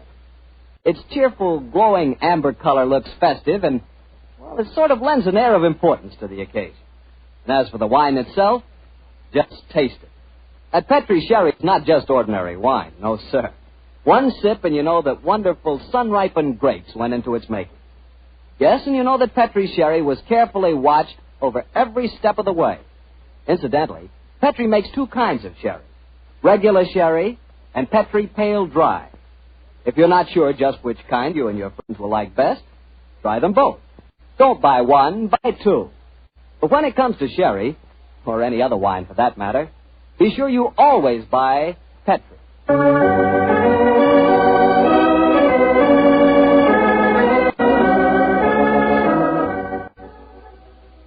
And now I'm certain our good friend Dr. Watson's waiting for us. Let's go in and join him. Ah, there you are, Mr. Bartell. Punctual to the minute, as always. Well, this is one doctor's appointment I'm eager to keep. I should have said so, my boy. Draw up your usual chair and make yourself comfortable. Thanks. Well, Doctor, today's April the 1st. Did anyone try and play any jokes on you? Yes, you did, Mr. Bartell, but I'm happy to say that nobody caught me. Not as in the story that I'm going to tell you tonight, but an April Fool's Day prank certainly scored a bullseye. I see you have the dispatch box out again, Doctor. Been refreshing your memory? Yes, I have, Mr. Bartell. And when I tell you the adventure took place in 1881, I think you'll agree that after such a lapse of time, a man can hardly rely on memory alone. 1881? Say, Doctor, tonight's adventure must have been one of the really early ones. Yes, it was indeed. In fact, to be exact, it took place only a little while after Sherlock Holmes and I had first met and had taken up lodgings together. How was the great detective in those early days? A profound mystery to me, Mr. Bartell. To give you an example, my boy, I'd shared the Baker Street lodgings with him for over a month before I was even certain of his profession, the knowledge of which I learnt to my awe and astonishment when our first adventure together took place. Oh, that was the one you called a study in scarlet, wasn't it, Doctor? That's right, Mr. Bartell. What a memory you've got, study in scarlet. But even after that adventure, I found myself wondering at times what I had let myself in for, sharing lodgings with such a strange companion. It was in one of those moods of doubt and confusion that my story begins. Late one March evening, I found myself in the neighborhood of Piccadilly Circus. It was cold, and a steady drizzle of rain had dampened my spirits. I thought that a glass of wine and the sound of music would put me in a better mood. And so, Mr. Bartell, I entered the Criterion restaurant. As I sat with a glass of rare vintage port at my elbow, the orchestra playing a dreamy Strauss waltz in the background, I couldn't help thinking of the last time that I'd been there. It was the night I met a young medical student by the name of Stanford. He was the man who first introduced me to Sherlock Holmes. Suddenly, I felt a tap on my shoulder. I turned, and to my amazement, once again young Stanford was standing before me. Watson. Or should I say Dr. Watson. How are you, my dear chap? Hello, Stanford. Come and sit down. Thanks. I'm glad to see that you're not holding any grudge against me. Why on earth should I do that? For introducing you to Sherlock Holmes. I've reproached myself ever since. I think he's as mad as a hatter. Not at all. He may be eccentric. In fact, I'll admit that he is eccentric, but he's an extraordinarily interesting fellow. He'll make a great name for himself as a private detective one of these days. You'll see if I'm not right, Stanford. I saw something about him in the paper the other day. Yes, I expect that was the Lauriston Gardens affair, wasn't it? Yes, yes, it was. He's a brilliant man, Stanford. Quite brilliant. Though I must admit he's difficult at times. He works like a fiend as a rule, but occasionally a reaction sets in for days at a time. He'll lie on our sofa, hardly uttering a word or moving a muscle from morning to night. It's depressing, I must say. I think he takes himself too seriously. Yes, that's your right. How would you like to join in a little plot? Plot against Holmes? Yes, just a rag, you know. We thought it'd be rather fun. We? Murphy and I, we were just talking about it. I'll call him over. Murphy? Oh, Murphy, I've seen him before somewhere, haven't I? I'm sure you must have done. He's been around at the hospital, and any time you go into the British Museum, you'll find him there. Nice fellow, but dull. Definitely dull. Yes, Stamford. Oh, this is a friend of mine, John Watson. This is James Murphy. How do I think I've seen you at the hospital? And I know I've seen you, Dr. Watson. Oh, sit down and come and join us, won't you? Oh, thank you very much. I was just telling Watson about our little plot. Oh, you mean about Sherlock Holmes? Now, look here. I'd like you fellows to realize that Holmes is a very good friend of mine. Oh, don't worry, Watson. This is all in good fun. Don't you realize what date is tomorrow? 1st of April, isn't it? Yes, April Fool's Day. Oh, now I see. You're going to play an April Fool's Day joke on Holmes. Yes, that's our plan. Well, it's hardly our plan, Stamford. It's really Lady Anne Partington's idea. You see, Holmes was very rude to her when she visited the hospital recently, and she wants to, take him down a peg or two. Sounds innocent enough, but I must say he's inclined to be rather arrogant at times. Well, what's the plan? Well, we'll need your help, Watson. You must be careful not to give the joke away. I'll bet you a $5 that Holmes falls for the whole story, hook, line, and sinker. Now, here's exactly what we're planning to do. Lady Anne is going to call on Holmes at Baker Street in the morning. Lady Anne, I'm very flattered that you called to see me in my professional capacity. Surely, my dear man, you didn't think this was a social call. You were much too rude to me at the hospital the other day for that. That was the point I was trying to make. Sit down, won't you? Either take this chair, won't you, Lady Anne? It's by far the most comfortable chair in the room. Thank you, Dr. Watson. And now, what can I do to help you? You've heard of the Elphinstone Emerald. Oh, yes, indeed. A magnificent stone of very considerable value. An heirloom in your family, I believe. Yes, Mr. Holmes. I keep it in a wall safe in my bedroom. This morning, when I had occasion to go to the safe, I discovered that the emerald had been stolen. Stolen? Good Scott. Shocking business. Of course, you want Mr. Holmes to recover it for you. A remarkable deduction, my dear doctor. Lady Anne, when you opened the safe, did you observe any signs of it having been tampered with? Oh, I think it's rather stupid to sit and answer questions here in Baker Street. Why don't you come up to my house in Cavendish Square and examine the safe for yourself?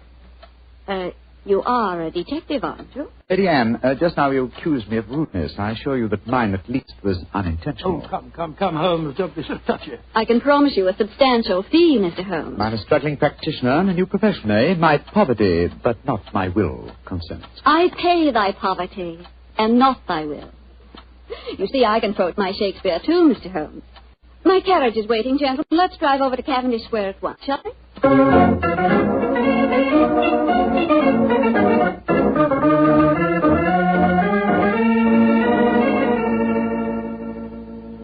This is the wall safe, Mr. Holmes. Not too difficult a safe to crack for an expert. You placed the emerald in it last night, you say? Yes, when I went to bed. And this morning, it had gone. Well, surely, Holmes, this is a good occasion to use that magnifying glass that you're always fitting about. Excellent occasion, my dear doctor. That's why I brought it with me. Uh-huh. That's very interesting. What is it? This safe was opened by an expert. There isn't a sign of its having been forced. Hello. What have you discovered? There's a peculiar tarnish on the steel knob. It was obviously handled by someone whose fingers are habitually stained with chemicals. Amazing, Holmes. Elementary, my dear doctor. Where does that door lead to? My boudoir. I should like to examine it if I may. Oh, but of course. Thank you, Lady Anne. Dr. Watson, this is the most beautiful April Fool's Day fraud I've ever played. I must say, Murphy was right. He has fallen for it. Hook, line, and sinker. Just the same, I'm beginning to feel guilty. I can't help feeling a bit disloyal. Oh, nonsense. It's all in fun. Are Stamford and Mr. Murphy listening? Yes, they're next door in my drawing room. I'm sure their ears are positively glued to the keyhole. Well, I do hope Holmes won't be angry with me. Here he comes. Nothing of any interest in there. The windows haven't been tampered with. We may presume, therefore, that the thief did not enter by an upstairs window. Lady Anne. Yes, Mr. Holmes. This room has not been touched since you discovered your loss? Oh, no. I told the servants to leave it exactly as it was while I came to fetch you. Splendid. Deep pile of carpet, eh? Could be better. The thief was a tall man with a long stride. Oh, come, Holmes. I know your methods, but there aren't any footprints on this carpet that you can identify, even with your magnifying glass. My dear doctor, I've studied many crimes, and I've never seen one yet that was committed by a flying creature. As long as a criminal remains on his two legs, there must be some trifling displacement can be detected by a keen observer. I assure you that the marks on this carpet indicate that the thief was a tall man with a long stride. Traces of tobacco ash. Pipe tobacco. Shag tobacco that sells at 4p an ounce. Oh, now, really, Mr. Holmes, how can you possibly identify an individual tobacco? Oh, it's a hobby of mine. In fact, I've even written a monograph on the subject. Now, one more look at the space itself. Hello. What's this powdered dust here? What? It's rosin. Distinct trace of rosin. Lady Anne, I suggest that you get in touch with Scotland Yard at once. You mean that you've solved it, Holmes? I mean, my dear doctor, that I can give you a reasonably complete picture of the thief, and that picture is so individual that I'd be surprised if it would fit more than one man in London. What? This is pure magic, Mr. Holmes.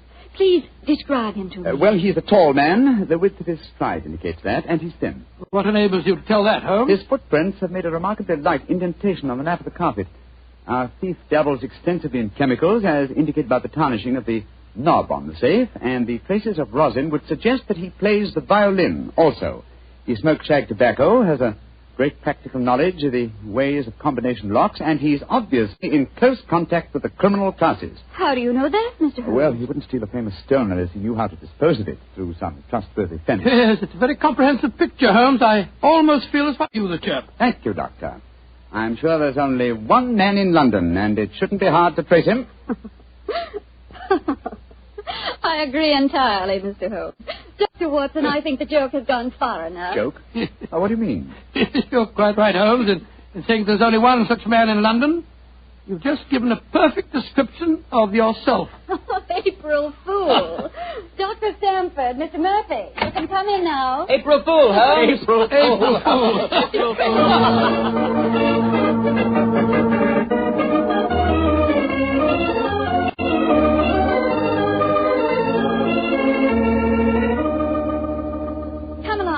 Into the drawing room, everyone. Let us drink a glass of wine to Mr. Holmes, who has so graciously forgiven us for the little trick we played on him. And also to Dr. Stamford, who thought of the whole idea. No hard feelings, Holmes. Oh, no, Doctor. No, it was a rather embarrassing experience. Yes, Murphy told me about the plan. I just couldn't resist joining him. Ah, here you are, Holmes. Here's a drink. Thank you, Stamford. You know Murphy, don't you? No, I don't think we've met. How do you do, sir? How'd you do, Holmes? How did you like the little game we played on you? It was rather a salutary experience. I suppose you gave them all the details to build up the picture of me, eh, Doctor? Yes, I did, Holmes, and knowing some of your methods, we tried to plant every clue that you'd pick up. Very neat job, too, and incidentally, a perfect example of the dangers of deductions based on purely circumstantial evidence. I shall profit from this little lesson. I must say it was worth a fortune in emeralds to see your face, Holmes, when you realized what you'd done. Well, the joke's over now. By the way, where is Lady Anne? I believe she said she was going to fetch the Elphinstone emerald. She thought you might be interested in seeing it. She probably feels the sight of it will salve my wounded vanity. Oh, here she comes now. Mr. Holmes! Mr. Holmes! It's got... What's wrong? What's happened, Lady Anne? The emerald. It's not where I hid it. This time it's really stolen.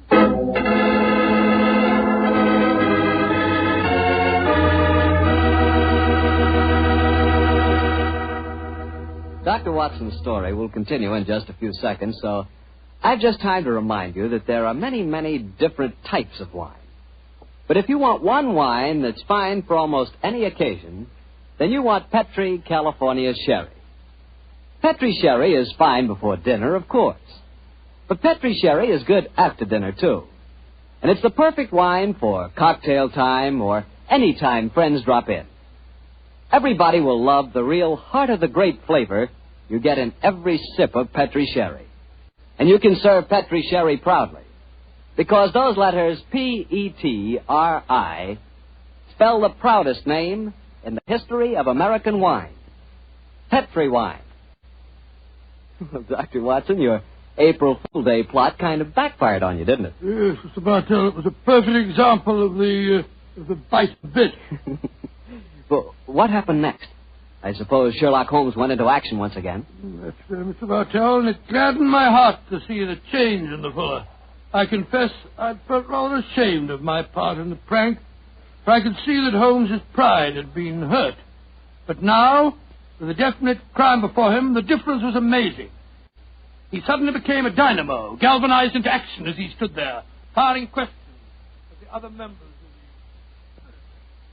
Lady Anne, who besides yourself knew of this fresh hiding place? Both Murphy and I did. Yes. After we'd left our deliberate clues on the safe, we went with Lady Anne and saw her secrete the emerald in the top drawer of her dressing table. We thought it would be all right there. After all, as soon as the joke was over, I was going to put it back in the safe. Now, I think our wisest plan before we question the servants would be for each one of you who were in this April Fool's Day prank to submit to being searched. Holmes, surely you don't suggest that any one of us took the emerald? No, Stamford, I don't. But if any one of you four are not guilty, this will be a splendid way of proving your innocence. I say, steady, Holmes. You're not suggesting that Lady Anne stole her own emeralds, are you? Are you, Mr. Holmes? I'm suggesting nothing, but I may point out that the recent vogue for the insurance companies has provided another interesting motive for these so-called thefts. I resent your insinuation. It's outrageous. Lady Anne, if I'm to recover your emerald, I must at least consider every possibility. A search is the most immediate practical action. And perhaps you'll retire into the next room while I persuade these gentlemen to submit to being searched. Very well, but I think you're in danger of making a fool of yourself once again. Wait, don't go, Lady Anne. A search won't be necessary. What do you mean, Murphy? I must throw myself on your mercy, Lady Anne. I confess that I stole the emerald. Murphy. After you put it in the drawer, Lady Anne, I slipped back into the room and took it out. Murphy, that's a criminal action. I know it, but I'm poor. I need money desperately for my mathematical research. I knew the emerald was priceless, and I couldn't resist the temptation to take advantage of a joke. Here, Lady Anne, here's the stone, and please don't prosecute me. Please don't. It'd be my ruin. May I examine the emerald, Lady Anne? Thank you. Well, Mr. Murphy, I won't pretend that I'm not deeply shocked. I must ask you to leave my house. But you won't prosecute me, will you? It was a moment's temptation. No, I won't prosecute you. Holmes? What are you doing with the emerald? Well, knowing something of the deceptive ways of thieves, I came on this case fully prepared to test the emerald when I found it. Now, a drop of this acid from this vial, so... Mr. Holmes, what are you doing? You'll enter the stone. No, not if it's a true emerald. Uh-huh. Look at that. Good Lord, the acid's eating to the stone as if it was sugar. Then that means... It means, Lady Anne, that Mr. Murphy has just imperiled his honor and his freedom to steal a singularly beautiful fake.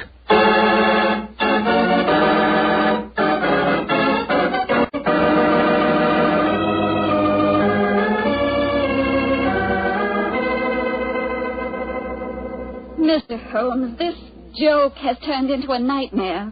Is there no way of recovering my emerald? I hope so, Lady Anne. I've been taking steps in their logical order. The servants have all been questioned. We've searched Mr. Stamford and Mr. Murphy. Yes, most humiliating experience. Made me feel like a criminal. Well, personally, I was only too thankful to submit to a search this time. I knew I had nothing to worry about. You yourself, Lady Anne, you consented to being searched by the police matron that Holmes sent for? Only because he threatened to send for the police if I didn't.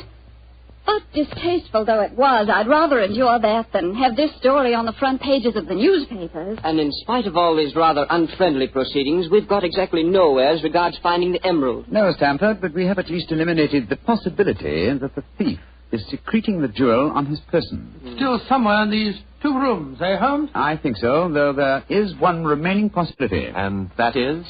That the fake stone was substituted for the real emerald sometime before all of you engineered your April Fool's Day joke. Oh, no, Mr. Hook, that's not possible. I know it was the genuine emerald I took out of the safe this morning. How can you be sure? The substitute was an excellent imitation. Without a chemical test such as I performed, it would be hard to be certain. I can tell you why I'm certain. Last night, Papa came to dinner and brought a Mr. Vanderleider of Amsterdam. He examined the stone. And you'll agree that a jewel expert like that couldn't be fooled. That's true, Lady Anne. And what did you do with the emerald after Mr. Vanderleider left? I locked it in my safe and went to bed. I didn't unlock the safe again until Dr. Stamford and Mr. Murphy came here this morning. That settles it, then. The real emerald is still hidden somewhere in these 2 rooms. But where? That's the question. I must say it's completely mystifying. Well, let's go back to what we were all doing at the exact moment you came into the room, Lady Anne, and informed us of the loss of your stone. Now, we were... We were drinking a toast to you and... That's it. Lady Anne, hard thinking is, well, it's thirsty work. Oh, I'm so sorry. Let me get you something. A glass of port, perhaps. No, thank you. But I observe that you have a remarkably comprehensive assortment of liqueurs. I wonder if I might have a glass of creme de menthe. Oh, of course. I'll get it for you. Creme de menthe in the middle of the day, Holmes? I knew you were eccentric, but this really... This bottle, it clinked as I picked it up. I thought it might, Lady Anne. There's something inside it. Allow me, madam. Thank you. I'm sure you won't mind if I waste this liqueur on the aspidestra. No, of course not. So... Lady Anne, allow me to restore to you the Elphinstone Emerald. Great Scott. Amazing. Fantastic. Ingenious. The one safe hiding place in the room. Where could a green gem be more effectively hidden than in a bottle of green liqueur? But who stole it? Who substituted the fake stone? Frankly, I don't care. The gem is restored. That's all that matters.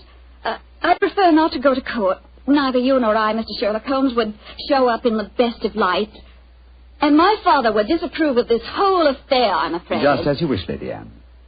In either case, I shall expect your check for my services in due course.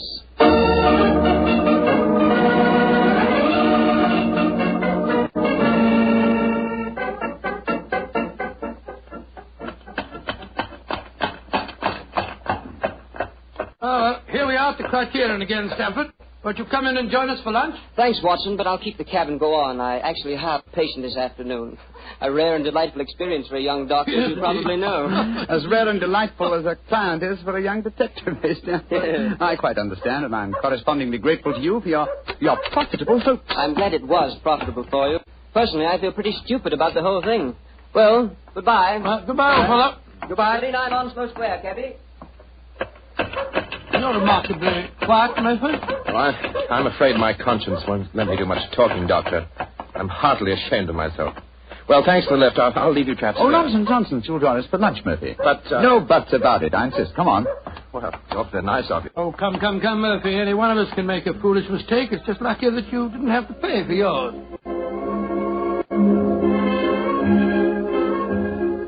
Monsieur wishes a table. Yes, for 3, please. This way, monsieur.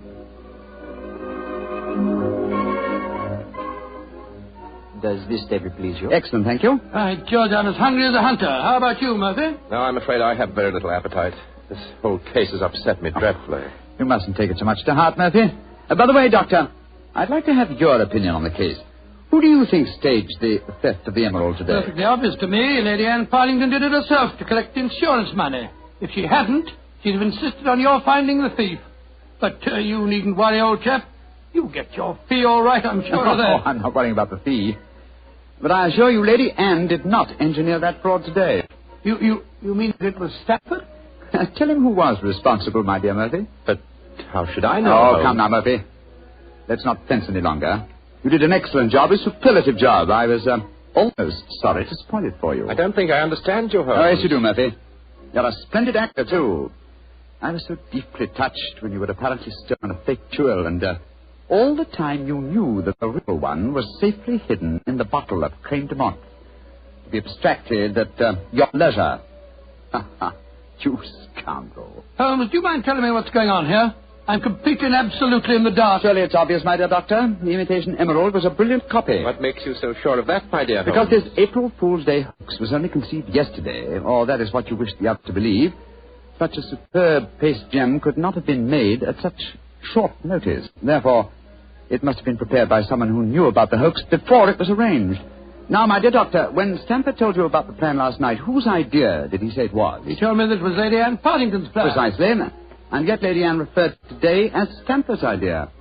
Obviously, you, my dear Murphy, presented the plan to each as the notion of the other, and so only you could have arranged the real theft behind the hoax. I repeat, a splendid job. Thank you, Mr. Holmes. May I also compliment you on your cleverness in frustrating my plot? Look here, what is all this? One of you is a criminal, the other is a detective. Yet you're throwing each other compliments as if you were in the same profession. The dividing line between the criminal and the criminal investigator is thinner than you might imagine, my dear Doctor. How very true, my dear Holmes. Would you consider coming over to my side of the line? Together we'd make an unbeatable team. Oh, you flatter me. Nevertheless, I must decline your offer, Mr. Murphy. Oh, pity. On your side of the line, you'll never be a rich man. But by the way, for your edification, my name is not Murphy, though Stamford insists on thinking it is. Then what is your name, you scoundrel? Your friend says the word scoundrel so much better than you, Doctor. My name is Mercury. Oh, indeed. Spelled M-U-R-T-R-Y? No. Dear me, I have so much trouble with my name. People will either misspell it or mispronounce it. I'm afraid I'll have to begin calling it the way it looks. M-O-R-I-A-R-T-Y. Moriarty. Moriarty. I shall remember that name. I have a feeling we shall meet again. I trust that we shall. You've won the first round, Sherlock Holmes, I admit that. But I believe that a return match is indicated. I shall look forward to it, Moriarty. And now, Doctor, I can't stand your baleful glare any longer. Let's order lunch, shall we?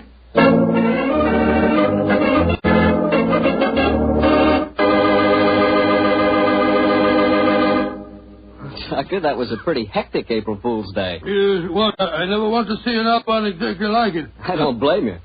You know, I'd sure hate to have someone come to my house and pull a trick like that on me. Why, Mr. Bartell, do you have a precious emerald you fear may be stolen? Are you kidding? I wouldn't know the difference between a precious emerald and a piece of green glass. But when it comes to rubies, that's something else. Oh, you would know a ruby when you saw it? Sure. Because a ruby has exactly the same color as a glass of Petri California port held up to the light. Mr. Bartell, you can find more excuses for talking about Petri wine than any man in the entire world. Believe me. Excuses, Doctor? I don't need an excuse to talk about Petri wine. Why, there's a wine that actually speaks for itself. If I may borrow a phrase from Shakespeare or somebody. There's no other wine quite like Petri wine because only Petri wine is made by the Petri family. And the Petri family has been making wine for generations. They've been handing down from father to son, years and years of knowledge and experience of the fine art of turning luscious grapes into clear, fragrant, delicious wine. Yes, and because the making of Petri wine is a family affair, those letters Petri on a bottle of wine are the personal assurance of the Petri family that every drop of wine in that bottle is good wine. You never miss with a Petri wine because Petri took time to bring you good wine. Well, Dr. Watson, what's the prescription for next week's story? Well, next week, Mr. Bartell, I'm going to tell you a rather unusual story. It concerns a series of strange disappearances and a murder without apparent reason, and yet it was a case that Sherlock Holmes solved without ever meeting any of the suspects. I call it the singular affair of the disappearing scientist. Well, I'm sure we'll all want to hear that one, Doctor. Oh, I'm sure. Well, before you go, Mr. Bartell, I want to urge our friends to do all they can to save on the use of all wheat and rice products, and also fats and oils. There are millions of families literally starving to death in Europe and Asia. We're not being asked to give them our food. We're just being asked to take it easy on certain foods so that there will be some left for them to buy. I know there isn't one person listening to me tonight who would knowingly let anyone starve. And remember, unless you do help, thousands of little children will starve. So please, let's share a meal and save life. Tonight's Sherlock Holmes adventure was written by Dennis Green and Anthony Boucher and was suggested by an incident in Sir Arthur Conan Doyle's story, A Study in Scarlet. Music is by Dean Fossler. Mr. Rathbone appears through the courtesy of Metro-Goldwyn-Mayer, and Mr. Bruce through the courtesy of Universal Pictures, where they are now starring in the Sherlock Holmes series. The Petri Wine Company of San Francisco, California, invites you to tune in again next week, same time, same station. Sherlock Holmes comes to you from our Hollywood studios.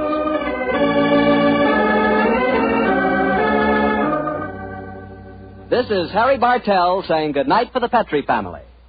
For a solid hour of exciting mystery dramas, listen every Monday on most of these same stations at 8 o'clock to Michael Shayne, followed immediately by Sherlock Holmes. This is the Mutual Broadcasting